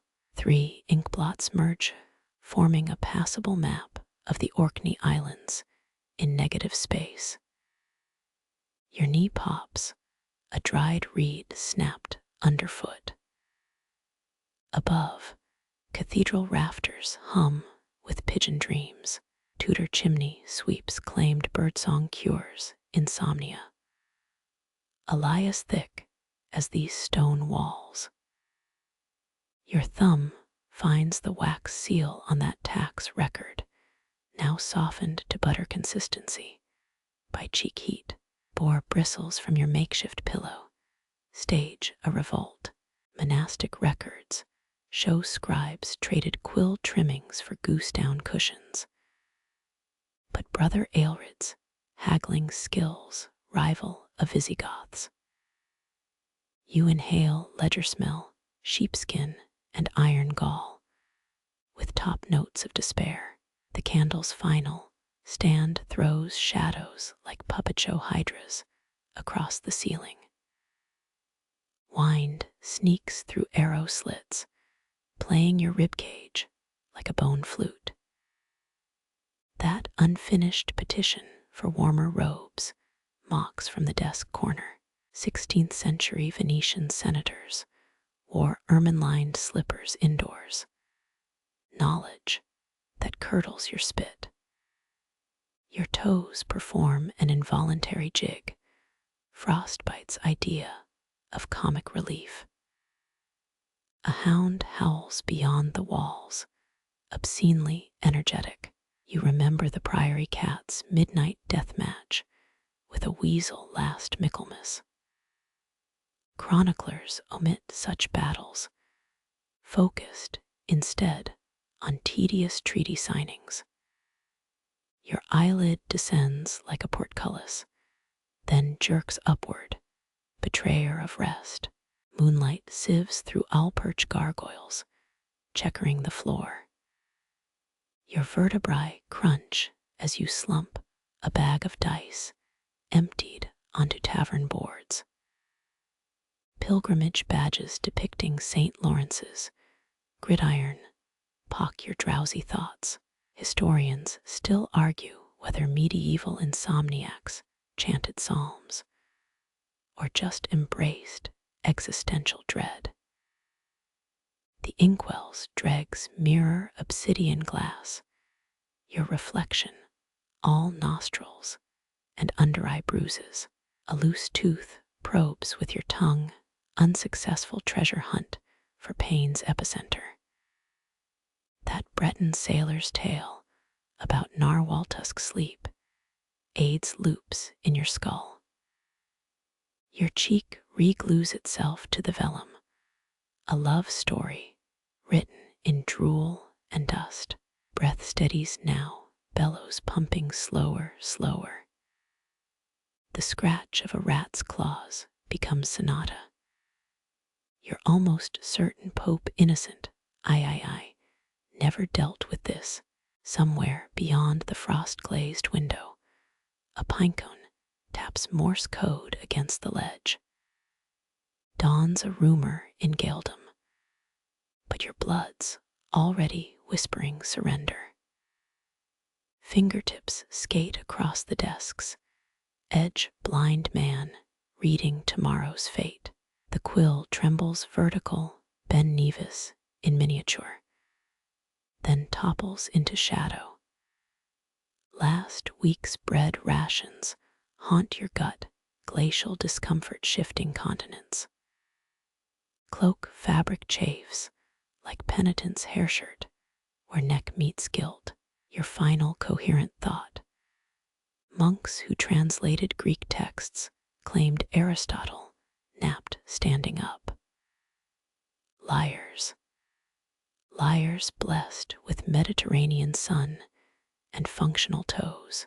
The candlewick drowns your consciousness, following its smoke spiral into. The quill's shadow stretches like an accusing finger, pointing where your half-scrawled dearest dissolves into splatters. Iron Gall ink bites the vellum. Same stuff Charlemagne's clerks used for land decrees. Your throat tightens around 3 unwritten apologies to the mason's widow, the alewife's son, the girl who traded her mother's brooch for scribe work. Truth, your handwriting's better suited for tax rolls than tenderness. A draft curls the parchment edge, a beckoning finger. You press it flat, palm smudging 7 weeks callus buildup. They say 9th century monks tucked rosemary sprigs in letters to ward off regret. But your satchel holds only lint and a fox's milk tooth. Moonlight bleach burns the desk, turning inkblots into ghostly ponds. That unsigned plea to the bishop glistens, still wet with excuses. Knuckles crack as you flex, a percussive chorus. Your stomach growls a harmony. St. Columba's scribes allegedly survived on oyster broth and divine purpose. You've got oat gruel and self-loathing. The candle flickers, its death throes casting Kafkaesque shapes. One looks suspiciously like your father's disappointed squint. Wind riffles through your discarded drafts, a dozen forgive-me's fluttering like moth-wings. In Byzantium, they burned apology letters so smoke carried words to heaven. You squint at the cold hearth, too tired to strike flint, too proud to pray. The bench creaks as you slump, spine conforming to the wood's warped memory of better posture. Your pinky traces the rim of the inkwell, an instinctive caress. 13th century penitents used walnut shells for confession cups. But you've only this vessel of self-reproach. The moon floats a hair's width above the windowsill Celtic knotwork bars, fracturing its face. Somewhere an owl hoots, derisive, judgmental, possibly Welsh. Teeth worry your chapped lip. That merchant's daughter, probably married by now, her dowry scroll still bears your thumbprint in carmine wax. Historians still argue whether smudges in the Book of Kells represent tears or clumsy lunch breaks. Your nose drips onto the bishop's letter, poetic, if pretentious. Breath fogs the air, each exhalation a miniature storm. You imagine your unsent words swirling there, I'm sorry, condensing on stone walls. The fens preserve butter for centuries in peat. Why won't time pickle your intentions? A spider descends on its silk highway, dancing through the moonbeam where your quill should be moving. The tower bell tolls once, a stone dropping into night's well. Your jaw clenches. Venetian glassmakers could blow vessels thin enough to shatter at a sigh feels familiar. That third apology, the one involving a stolen chicken and a drunken vow, aches like a rotten molar. Sleep would dissolve it, maybe. Fingertips find the tally stick, notched with tomorrow's obligations. 42 debts in you, wooden none for culpability. Normandy's scriptoriums warmed their ink with candle flame. You just exhale shaky breaths over paralyzed words. The owl hoots again, clearly mocking your penmanship. A shiver rewires your shoulders. That brooch girl's eyes haunt the margins, brown as bog water, wide as salter initials. Mercenaries in the Crusades mailed lockets stuffed with thyme, as if herbs could sweeten abandonment. Your tongue tastes of gall and cowardice. The moon drifts higher, obliviator of secrets. Muscle memory sweeps the quill toward the stand, misses. It rolls off the desk, a treasonous escape. 5 heartbeats pass before you hear the clack on flagstones. Historians never mention how often scribes contemplated gravity's quiet violence. You peel a dried glue strand from your sleeve. Benedictine bookbinders used oxhoof adhesive. Smells like regret either way. Lids sag. The dearest blurs into devoid. Somewhere a wolf howls, its vowels cleaner than your scratched out sentences. Byzantine emperors wore purple apology robes after scandals. You've got an ink-crusty tunic and a headache. The spider has woven XXI in her web, either a papal numeral or your age when shame outran ambition. Dawn's first blade slices the horizon. Your unsent letters curl tighter, papyrus snakes in a stale den. The breeze lifts one, carries your I tried toward the latrine chute. Fitting, you watch the moon dissolve, a wax seal yielding to daylight's blade. Your thumb grazes the psalter's spine, cracked leather whispering of 30 winters in Abbey Iona's damp. Alum-tawed calfskin, medieval bookbinders would call it, though you know it as the texture of a crone's knuckle. A draft riffles vellum pages, each folio scraped thin by long-dead hands. They say Cistercian monks hid peppercorns in gilded covers to repel silverfish. Your nails find only grit and a desiccated beetle. 3 candles pool wax around the codex, their wicks drowning in golden tombs. Your forefinger traces a faded marginalia demon, its forked tongue licking Psalm 91's edge. Historians still argue whether these doodles were devout warnings or simple boredom. The answer's obvious. You've drawn enough dragons in tax ledgers to know. Parchment shifts under your palm, a dry exhale of oak gall ink and age. Your knuckle brushes a stabbed hole where the scribe pricked margins for ruling lines. 10th century Baghdad's house of wisdom used thread to grid pages. Here, they just eyeballed it. The left margin slopes like a drunkard walk home. Frost feathers the window pane beside you, Jack Frost drafting his own ephemeral manuscript. You lean closer, spots a fleck of azurite clinging to the gilded initial. Ultramarine from crushed Afghan lapis once cost more than gold leaf now. It's just another crumb in your cuff. That Bosnian folktale springs to mind, the one where Jesus pays Judas in indigo dust. Blasphemous. Maybe. Good gossip. Always. A loose thread snakes from the binding. You wind it around your pinky till the tip purples. Toledo's medieval apothecaries sold silk sutures alongside laucum and lies. You've got hemp twine and regret. The psalter groans as you close it, a chorus of protesting fibers.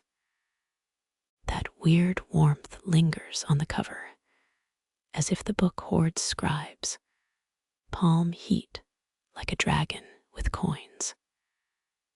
Your elbow knocks the inkstone teetering nightmares narrowly avoided. Bavarian illuminators chained precious mortars to desks. You're just balancing chaos on cheap pine.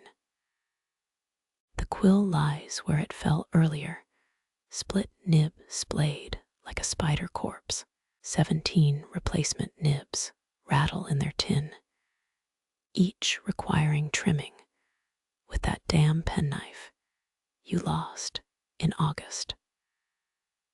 Breath fogs the ruby initials, faded campo, your personal rain cloud over some long-dead patron's vanity. Vienna's medieval scriptoria added ground glass to ink for shimmer. You've got river silt and desperation. A draft sneaks under your collar, dragging goosebumps down vertebrae like a bony finger. Shadows pool in the tooled lozenge patterns, tiny black lakes mirroring the one outside your window. Your thumbnail picks at wax buildup in the lower board's corner. Scots once sealed alliance oaths with bibliophilic beeswax. The lump comes free, revealing a child's tooth wedged beneath. Founders buried relics in church walls. Did some novice tuck their son's molar here as prayer? The bell tower stays silent keeper of secrets and pigeon nests.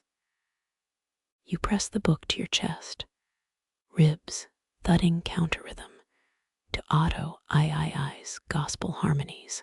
Codices once weighed for gold during papal loans. Yours feels dense with unsung scribal regrets. A moth kamikazes into the candle, brief flare, painting your wrists in Rembrandt light. Floorboards creak their vespers beneath your boots. You slide the psalter between Historia and Glorum and a herb-stuffed pest manual. St. Gall's library rigged alarm bells on shelves. Your securities, a rusty nail hook and apathy.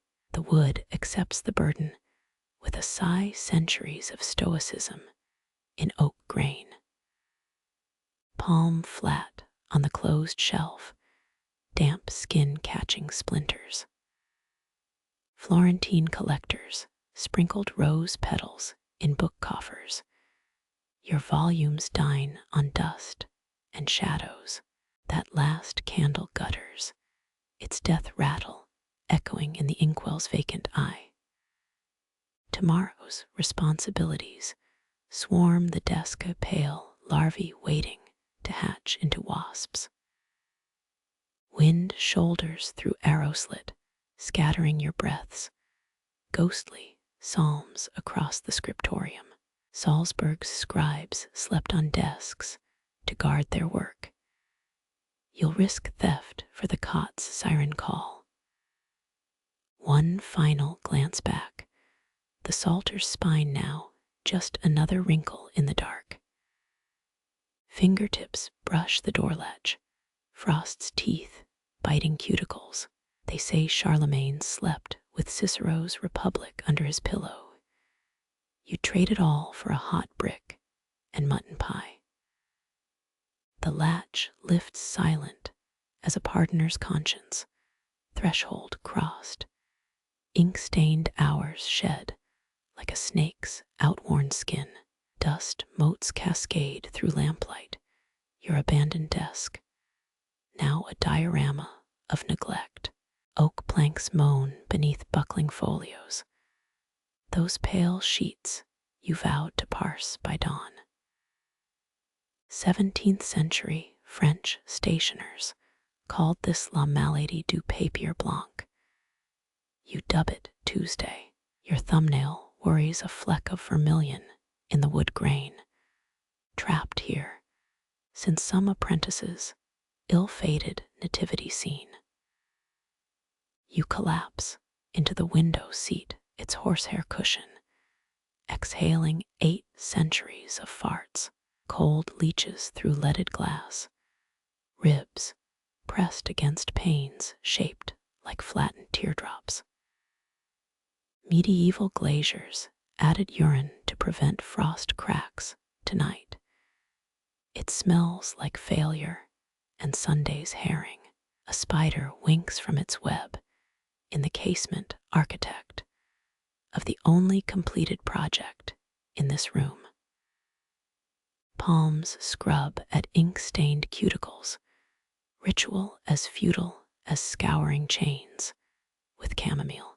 The Bodleian's librarians once used breadcrumbs to clean vellum. You've got spit and stubbornness. Stretching reveals a constellation of cracks along your spine, each pop a tiny requiem for lumbar support. That Swiss chronicle springs to mind, glossy illustrations of chiropractors wrenching nobles' necks like chickens. Your stockinged feet recoil from flagstones, winter's teeth gnawing through darned wool. 14th century Scots stuffed shoes with dried moss. Yours host a family of pebbles and regret. The hearth exhales one last sulphurous sigh, its ashy breath fogging the dog-eared Chaucer on the mantel. Historians still argue whether pilgrims actually used butter as sunscreen. You smear some on toast and call it scholarship. Fingers fumble with the ratty bed curtain, its moth lineage evident in the lace's skeletal remains. A mouse skeleton winks from the wainscoting, scholar of crumbs, martyr to your traps. The mattress accepts your weight with a wheeze, straw shuffling like irritated courtiers. Venetian doges slept on silk-stuffed bolsters. You've got hay poking through the ticking like nature's acupuncture. Shoulder blades graze icy linen. Sheet seems as rigid as Carolingian minuscules. You picture that Bavarian countess who commissioned a bed warmer shaped like her lapdog. Tonight, a lukewarm brick plays the role. Moonlight etches the ceiling beams, blackened by centuries of rush smoke and poor decisions. Breath steadies, finally.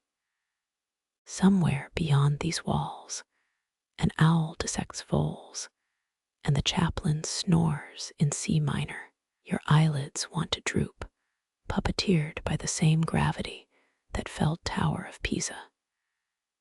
That odd thought drifts. Did medieval insomniacs count sheep or bishops?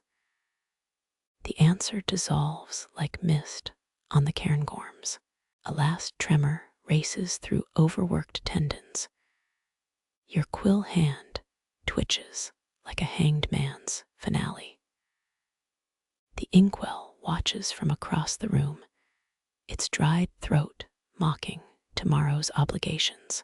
You imagine tossing it through the window. Let the lock swallow your ambitions whole.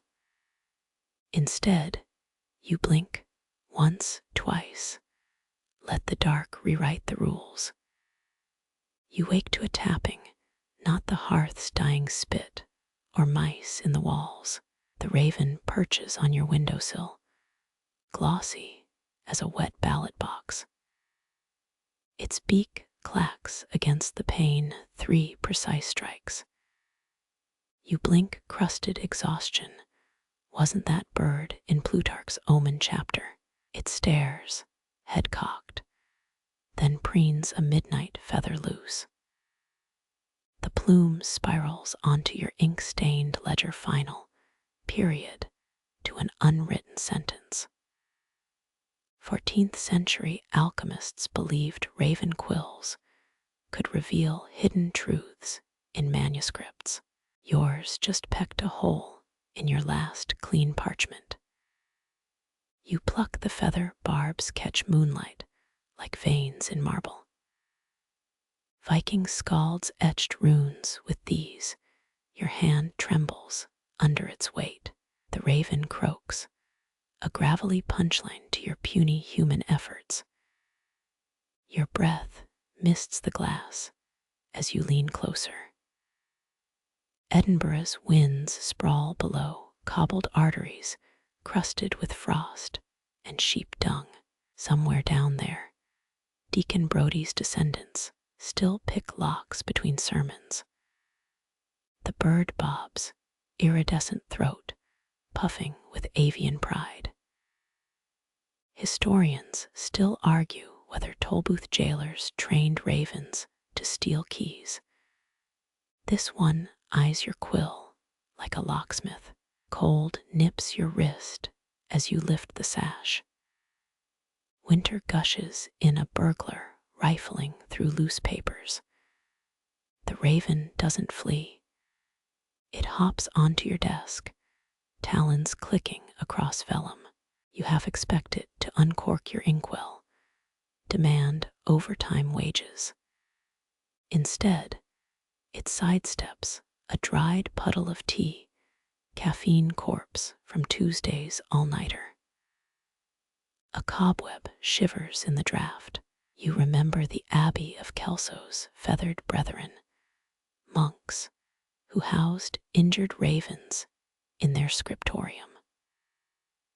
Chroniclers claimed the birds corrected grammar with strategic droppings. Your visitor leaves no such gifts, just displaced air and a faint musk of carrion. You probe the feather's spine stiffer than your grandmother's corset stays.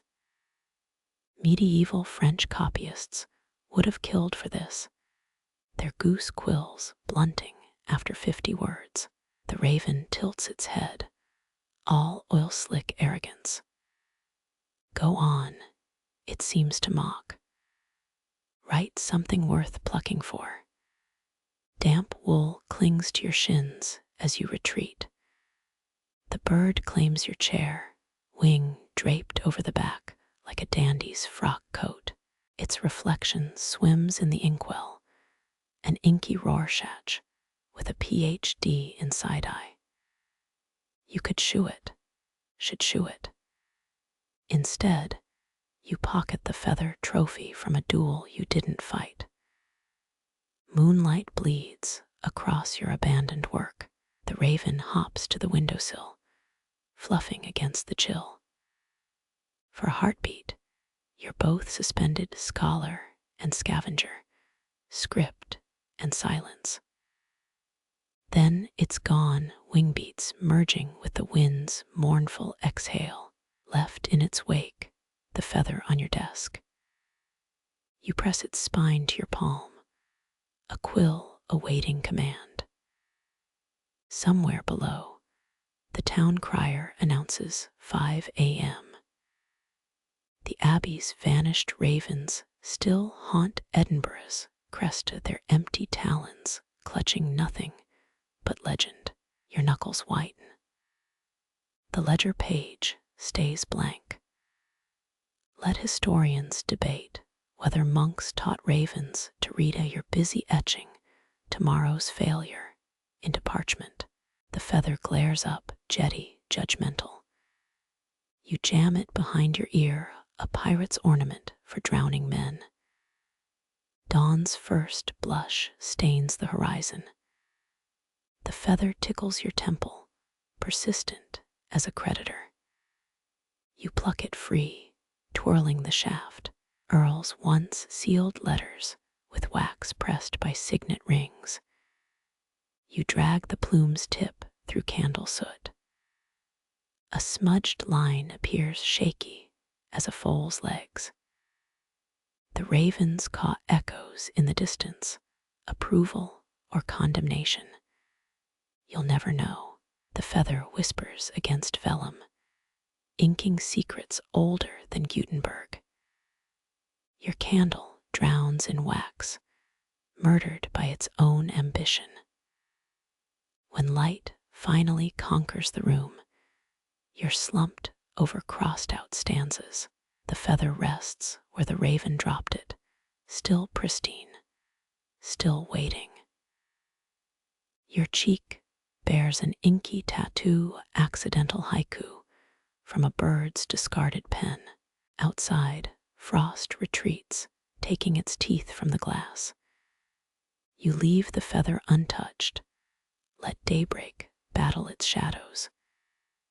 Your quill hovers, a vulture eyeing its dying prey. The T remains naked, its crossbar unwritten. One stroke could marry sound to symbol, but your wrist rebels. Scholars developed iron gall ink from oak galls and rust. They never mentioned how it mocks hesitation. The nib quivers, an actor forgetting their line. Candle wax cascades over the saucer's edge, frozen tears defying the draft.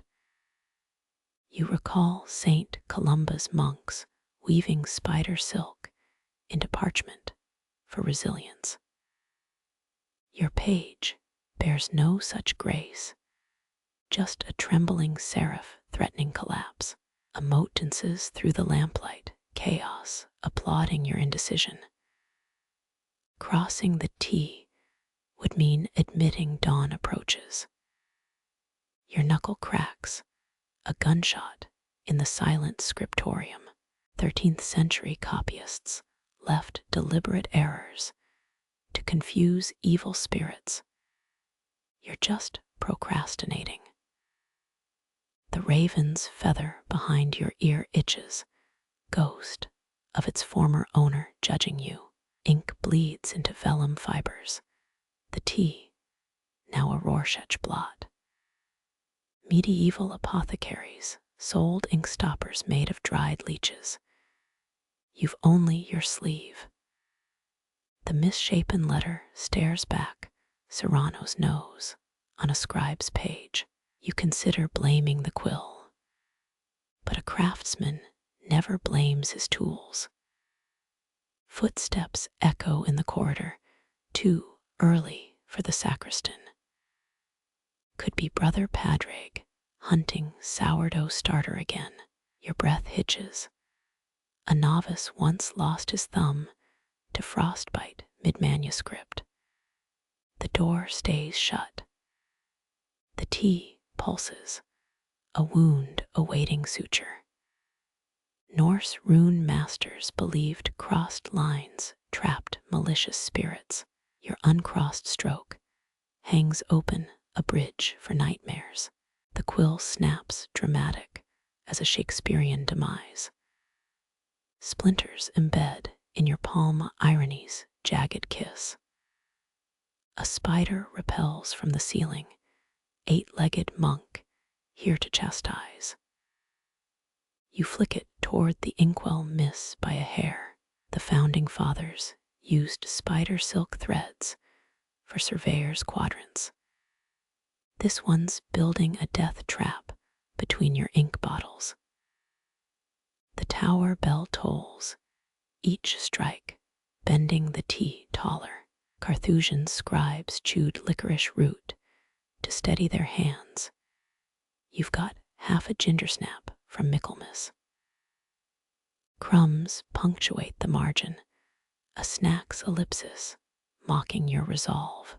Your little finger traces the unblemished vellum, still pure, still possible. Renaissance forgers aged documents with tea and fireplace soot. You've perfected accidental staining. The tea leers its absence of crossbar a grin. A draft riffles pages, unbound folios whispering their freedom. You envy them. Historians still argue whether Glastonbury's monks encrypted Arthurian prophecies in doodles. Your margin sports a rather phallic snail. The feather trembles in a sudden gust, nature's reminder. All ink bleeds eventually. You slump, spine curving like a cowed surf. The uncrossed T blurs into a gallows. Somewhere, a choir boy sneezes.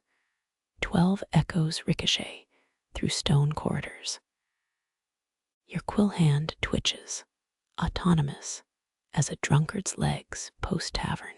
Dawn's first rays sheer through the window. The T's shadow stretches into a longbow. English archers at Agincourt carried goose-feather flights, yours itch with indecision. The spider resurfaces, now hauling a crumb twice its size. Even vermin outwork you tonight. You jab the page, ink splattering like a wound. The tea drowns in reckless flourish, a deathbed confession. The raven's feather snaps as you toss it aside, sweet, petty vengeance. Let tomorrow's scholar puzzle over this mess. You've made peace with imperfection. Night retreats, taking its leniency with it. The ruined tea gleams wetly, a battlefield after rain. Your head hits the desk of vellum, imprints blooming on your cheek. Somewhere beyond sleep, a monk's ghost chuckles. Every scratch of the quill, he whispers, is an argument with eternity, and eternity always wins. Your toes curl, a futile rebellion against stone floor frost. Wool socks sag like old sacks, gift from a well-meaning aunt who feared scribblers' chilblains. They itch worse than a novice's first confession. Medieval Scots slept with heated stones wrapped in rags. Your pampered feet get sheep's hair and regret. You kick off one boot, it topples an ink bottle. The stopper holds small mercies. Archaeologists found 11th century socks in York, dyed with fermented yours. Just smell that way. A draft licks your ankle, winter's version of a cat begging scraps. The second boot succumbs with a leathery groan. Straw pokes through your sock's heel, textured reminder of last summer's thrashing. Your cot beckons, if beckon means sags like a hanged man's shoulders. Historians still argue whether castle dwellers woke mid-sleep to pray or just stress-ate cheese.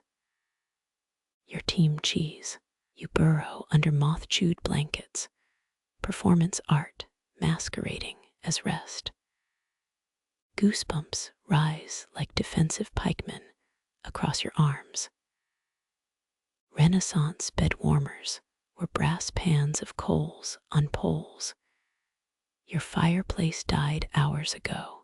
The straw mattress crackles, nature's ASMR track for peasants. Your left sock slips, frostbite flirtation. You jam the gap with a crumpled draft. Charlemagne's tax policies make poor insulation. A mouse scuttles beneath the bed, tiny physician checking your pulse. Your breath fogs the air, each exhale a ghostly judgment on your life choices. The tower bell tolls once, either midnight or your arteries giving up. You ball your socks into hand warmers, knots be damned. 10th century nuns wore mittens to copy manuscripts. You're innovating toe bondage. The straw shifts, half the bed now a slope.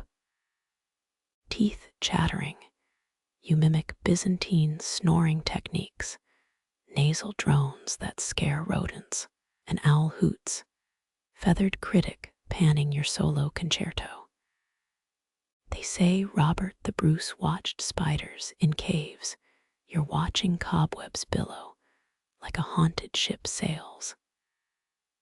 Numbness spreads, toes to arches, a reverse Midas touch, cold lodges in your molars, uninvited guest, refusing last call. Tudor law required 3 mattress layers for the wealthy. You've got lumpy barley husks and existential dread. The hearth's last ember winks out, betrayal in a minor. You twist sideways, straw stabs your kidney. Mapmakers once marked uncharted lands with here be socks that itch. Your right foot throbs, phantom pain from a toe you'll lose by Lent. The moon glares through a cracked shutter, celestial bailiff, here to evict your warmth. Blankenjeting tighter just redirects the chill, your spines, now an ice filament. Shakespeare called sleep nature's soft nurse. She's playing hard to get. An icy drip hits your temple roof, leaks sinking with your dogged pulse. 3 sneezes rack your ribs, improvised Morse code for send help. Crusaders stuffed their boots with dried moss. You'd settle for a drunken Cooper's body heat. The mouse returns, brings friends, tiny spectators to your thermal demise. Dawn crouches beyond the hills, sadist, savoring your shivers. You fantasize about Venetian footstoves, then settle for tucking fists under armpits. Bedding migrates south, left shoulder now bare to the elements. Your socks dangle off the cot woolen futures, swaying in the draft. Sleep ambushes you mid-shiver, your toes thawing in dreamland's fiction. The last conscious thought, maybe frostbite builds character. Maybe tomorrow's ink will flow warmer. Maybe pigs will skate to Jerusalem.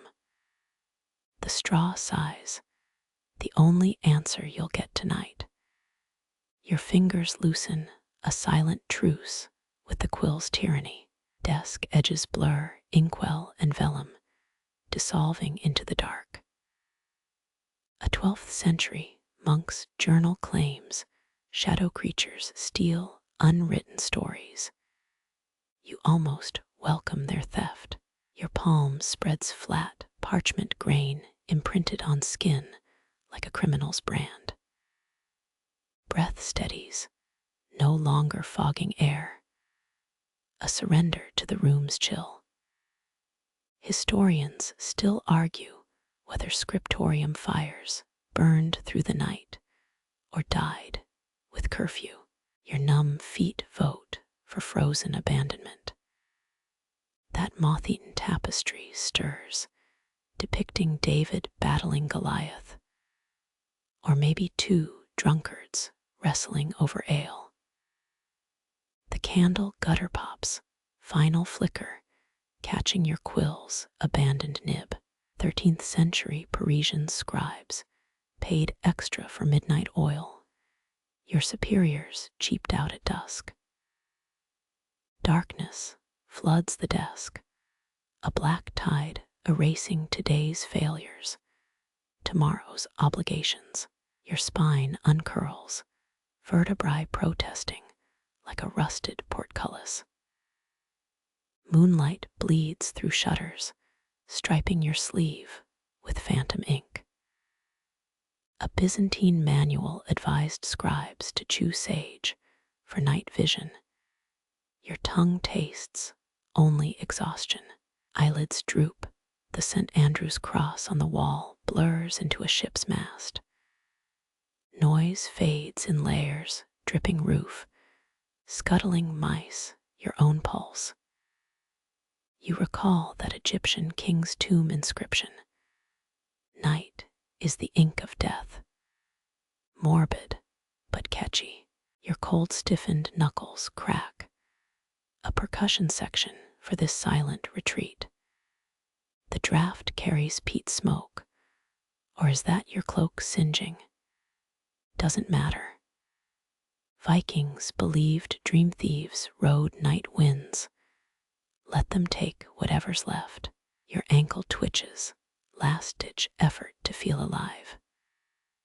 The stool topples, no energy to right it. Shadows pool in the inkwell, drinking the dregs of your resolve. Medieval doctors prescribed crushed pearls for finger cramps. You'd settle for a warm brick. A feather drifts from some long-dead goose, tickling your wrist like a flirtatious ghost. Memory floats your first day here, trembling hands smudging a capital letter. The master scribe snarled. You can't recall his face now, just the stink of his onion breath. Your throat tightens, unshed tears or phlegm. The dark won't judge either. A bat squeaks outside, or maybe it's your stomach. Who cares? Tudor apprentices slept under their desks. Luxury compared to this splintered cot. Your pinky finger brushes a dried ink smear, history's smallest whisper of presence. Weightlessness comes, that floating moment before sleep's undertow. They say Charlemagne kept scribes copying through plagues and invasions. Bet his guys had foot warmers. Your last thought fragments, Something about ravens, or maybe lentils, doesn't stick. The tower bell stays silent, complicit in your escape. A Norman ledger lists demon-fighting incense for scriptoriums. All you smell is mildew and defeat. The final sigh leaves your lungs stolen by the same draft that rattles the damned shutters. Morning can wait, unwritten psalms can rot, the quill's corpse lies cold. Let the shadows keep their stolen stories, you've surrendered better. Velvet dark folds over you, thick as a royal cloak, heavy as a pauper's shroud. Starlight pierces the warped glass, constellations, etching maps, only drunkards and poets follow. Your breath fogs the pain, a transient rebellion against the cold. 9th century monks timed their prayers by Orion's belt star positions hammered into parchment margins. Tonight, those same stars mock your unfinished psalms with their perfect geometry. A draft snakes through the cracked window, carrying the scent of frozen heather. Vikings, allegedly navigated by starlight, reflected in bowls of goat milk, a tactic your abbot would call heresy before breakfast. Your pinky traces Cassiopeia's jagged shape. Or is that a wine stain from Allhallowtide? Either way, it outshines today's efforts. The Milky Way smears across the pane celestial ink, seeping through a cosmic blotter. Historians still argue whether those zodiac doodles in psalters, guided souls, or just bored illustrators. Your eyes sting. Debating feels less urgent than these grit-filled lids. Someone, maybe you hummed a lullaby earlier, can't recall the tune. Moonlight bleeds the color from your ink-stained cuff, fading indigo to ghost gray. Legend claims King Robert the Bruce's scribe wrote battle plans by starlight. His tactical genius probably involved fewer yawns. Your head lolls, forehead thunking against the chilled glass. The stars blur into a shimmering net, ready to catch your crumbling focus. That crooked pane warps Ursa Major into a hunched monk, quill poised over infinite parchment. 15th century herbalists used star thistle to cure night blindness. You'd need a whole meadow's worth. Eyelids surrender, the great bear dissolves into grainy darkness. Cold numbs your chica face, now fused to the window ledge. One star pulses, or maybe it's a distant watchfire on the moors. Doesn't matter. Medieval sailors swore Polaris whispered secrets to compass needles.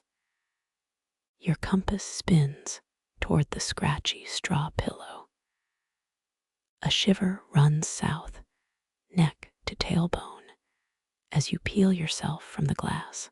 The cot creaks its usual protest, a chorus of crickets in iron joints.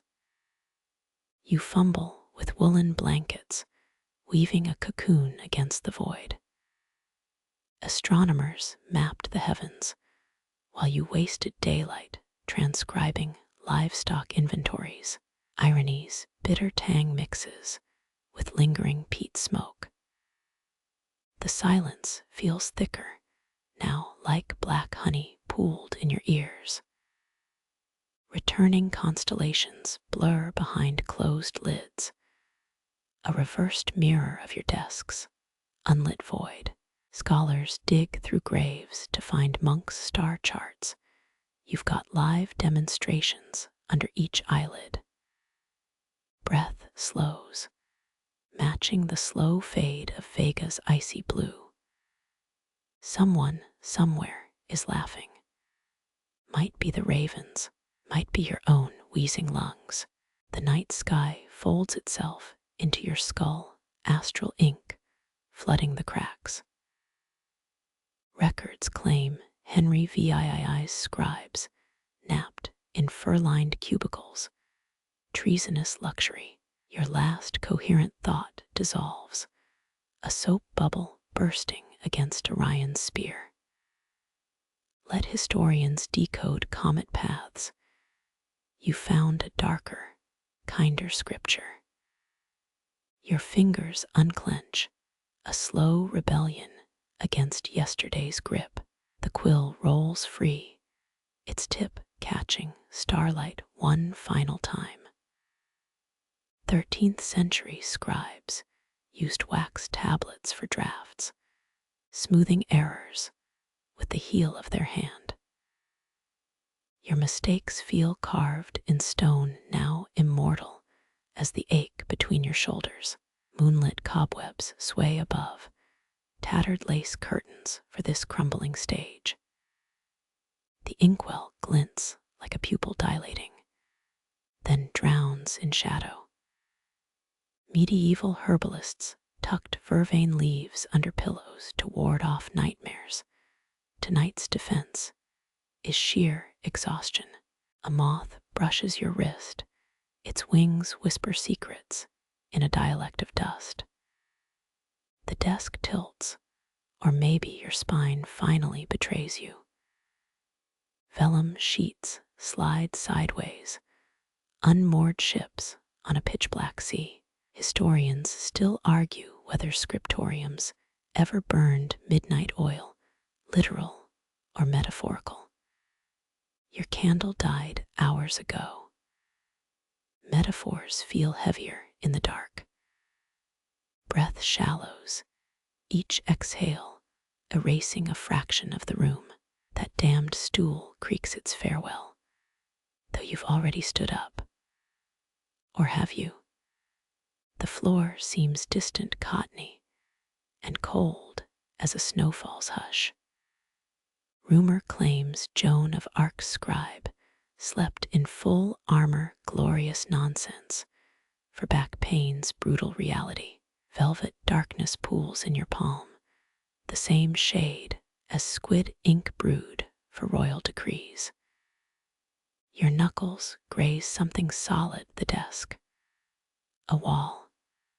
Boundaries crumble like stale biscuit. 18th century typesetters swore lead type smelled different at night, metallic whispers of forgotten gossip.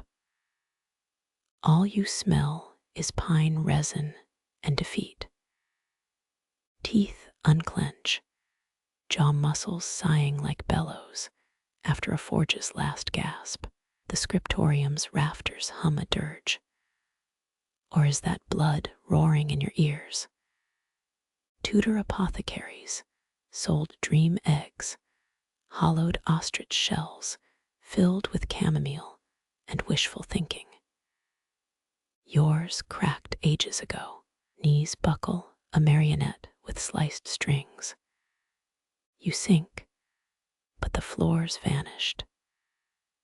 9th century Persian scholars mapped sleep as a starless constellation. Your personal astronomies, all falling stars now. A laugh bubbles up, thin and fizzy as weak ale. Let the archbishop scold tomorrow. Tonight belongs to gravity's velvet glove. Eyelids seal hermetically. The dark pulses warm as a bloodline's tangled roots. Renaissance painters added ground mummy remains to their blacks, morbid poetry wasted on cataloging sheep counts. Your ledger entries blur into hieroglyphs, a commerce sphinx guarding zero answers. Someone's counting. You, the mice. Numbers tumble like dropped rosary beads. 7, 42, 99 sleep comes in base 10. A Spitfire orange light blinks on the moors, or behind your optic nerves. Monk's vows never covered this freefall fortunate, since apologies take too much grammar. Tongue rests, a beached whale in the cave of your mouth. The taste of ink fades, iron replaced by copper, then nothing. 16th century nuns accused of sleepwalking to satanic picnics. You'd settle for a biscuit and less backtalk. The blackness stretches a parchment with no margin left to bleed into.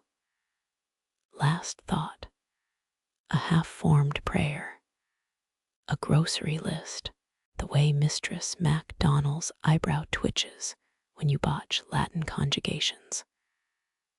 Gone now, snatched by the creature living behind your sternum. Your final sigh stirs a parchment ghost. It cartwheels into the void, inkless and free. Desk, ink, vellum, your corpse-gold toes.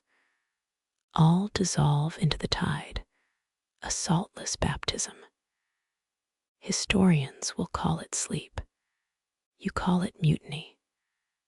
Let dawn come with its inquisition. You've signed the confession with your marrow. You burrow deeper, letting night rewrite the ending. The rooster's crow splits the horizon, a rusty blade sawing through silk.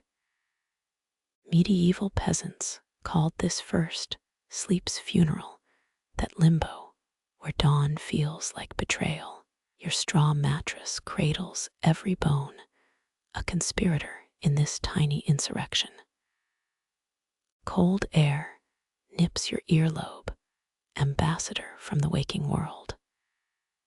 You curl tighter, human parchment, resisting the day's ink. Historians still argue whether Scottish scribes drank beer at breakfast, but your throat screams yes. A spider dangles above 8 legs, miming an hourglass. Nature's cruel joke. Fingernails dig into woolen blankets, anchoring you to the warm void. Somewhere, a maid clatters copper pots, goddess of disruption. 15th century apprentices hid in privies to avoid matins bells. You empathize through centuries. The hearth's last ember winks out. Coal becomes charcoal, becomes ash, becomes nothing. Sunlight licks the eastern window, a golden mongrel begging entry.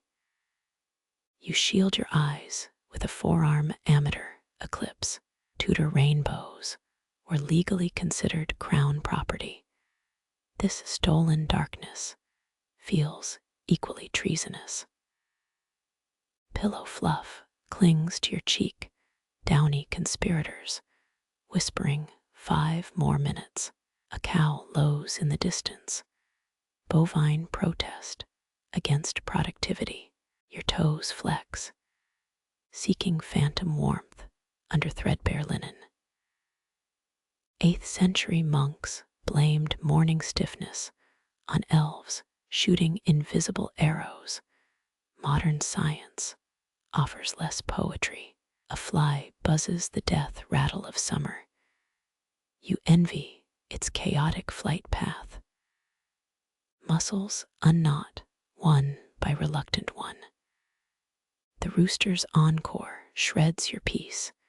Feathery war criminal. Renaissance clocks measured hours unevenly, long in winter, short in summer. You'd kill for an elastic hour now.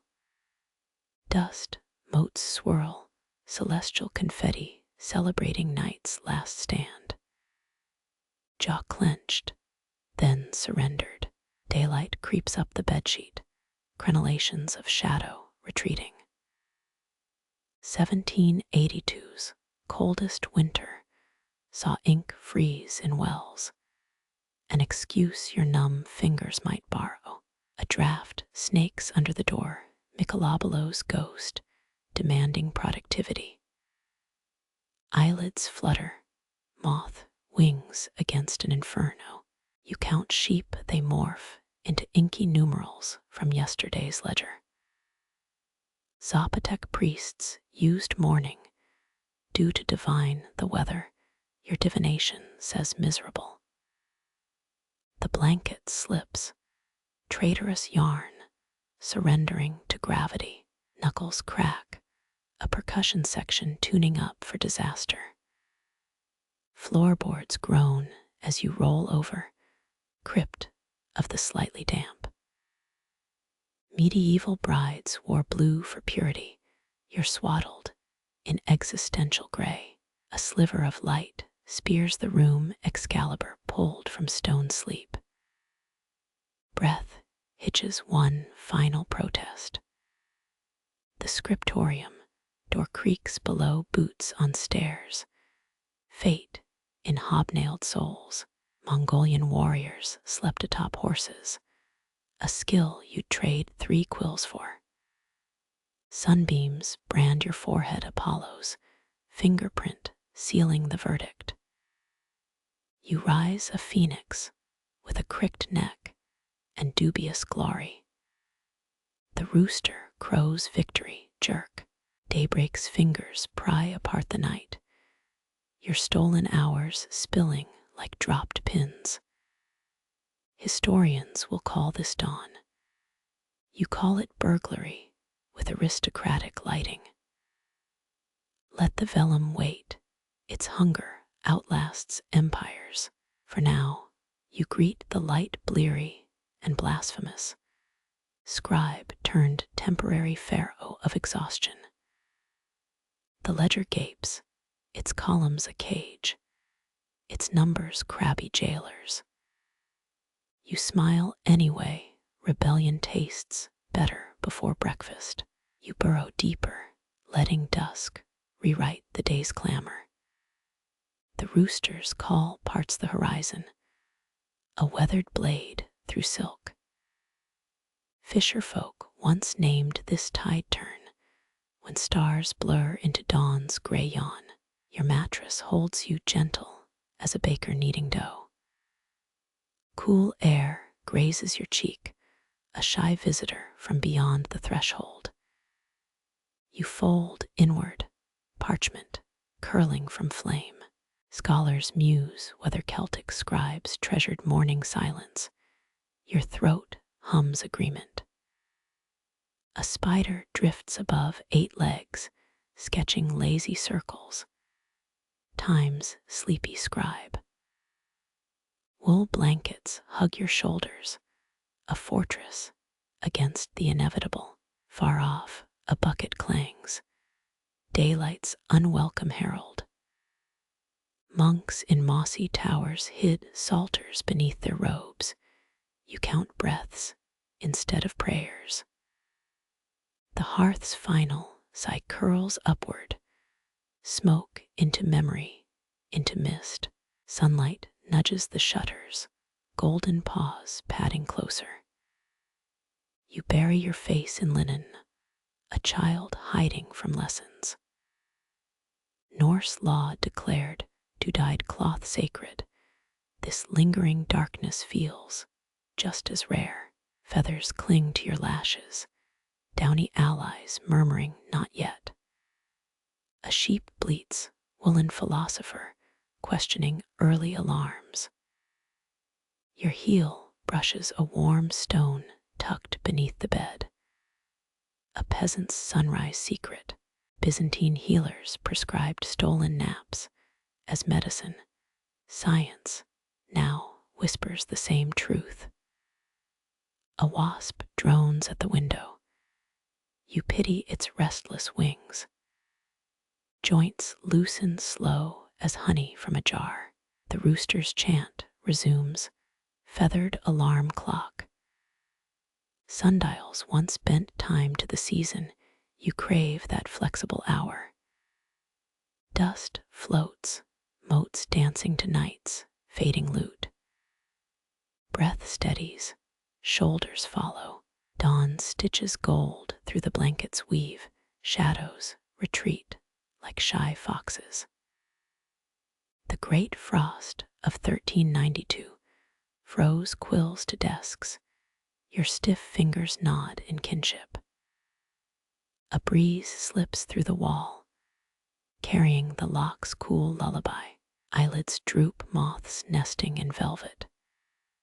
Sheep in your mind become inky letters, soft and blurry. Olmec healers' red dreams in steam rising from broth. Yours speak of feather beds and silence. The blanket shifts, a kind surrender to gravity's pull. Palms uncurl pebbles smoothed by a slow river. The bed frame creaks, a lullaby older than castles. Brides in forgotten eras wore crowns of dried lavender. You're robed in cobweb-thin peace. Light spills across the floor, molten amber pooling at your feet. A last sigh, release written in vapor. Footsteps murmur below, distant thunder beyond your cocoon. Tibetan shepherds slept beneath sheepskin under open skies. You wrap the quiet tighter. Sunlight crowns your head, a weightless diadem. You stir, a seed cracking its shell. The rooster's cry softens, outshone by sparrows. Morning unpicks the night's embroidery, threads of dark clinging to your sleeves. Archivists will mark this sunrise. You name it mercy wrapped in honeycomb. Let parchment yawn, its secrets keep. For now, you meet the dawn tender and unrepentant, scribe turned keeper of borrowed moments. The ledger waits, its arms open, its demands hushed. You breathe, and the world holds its breath with you.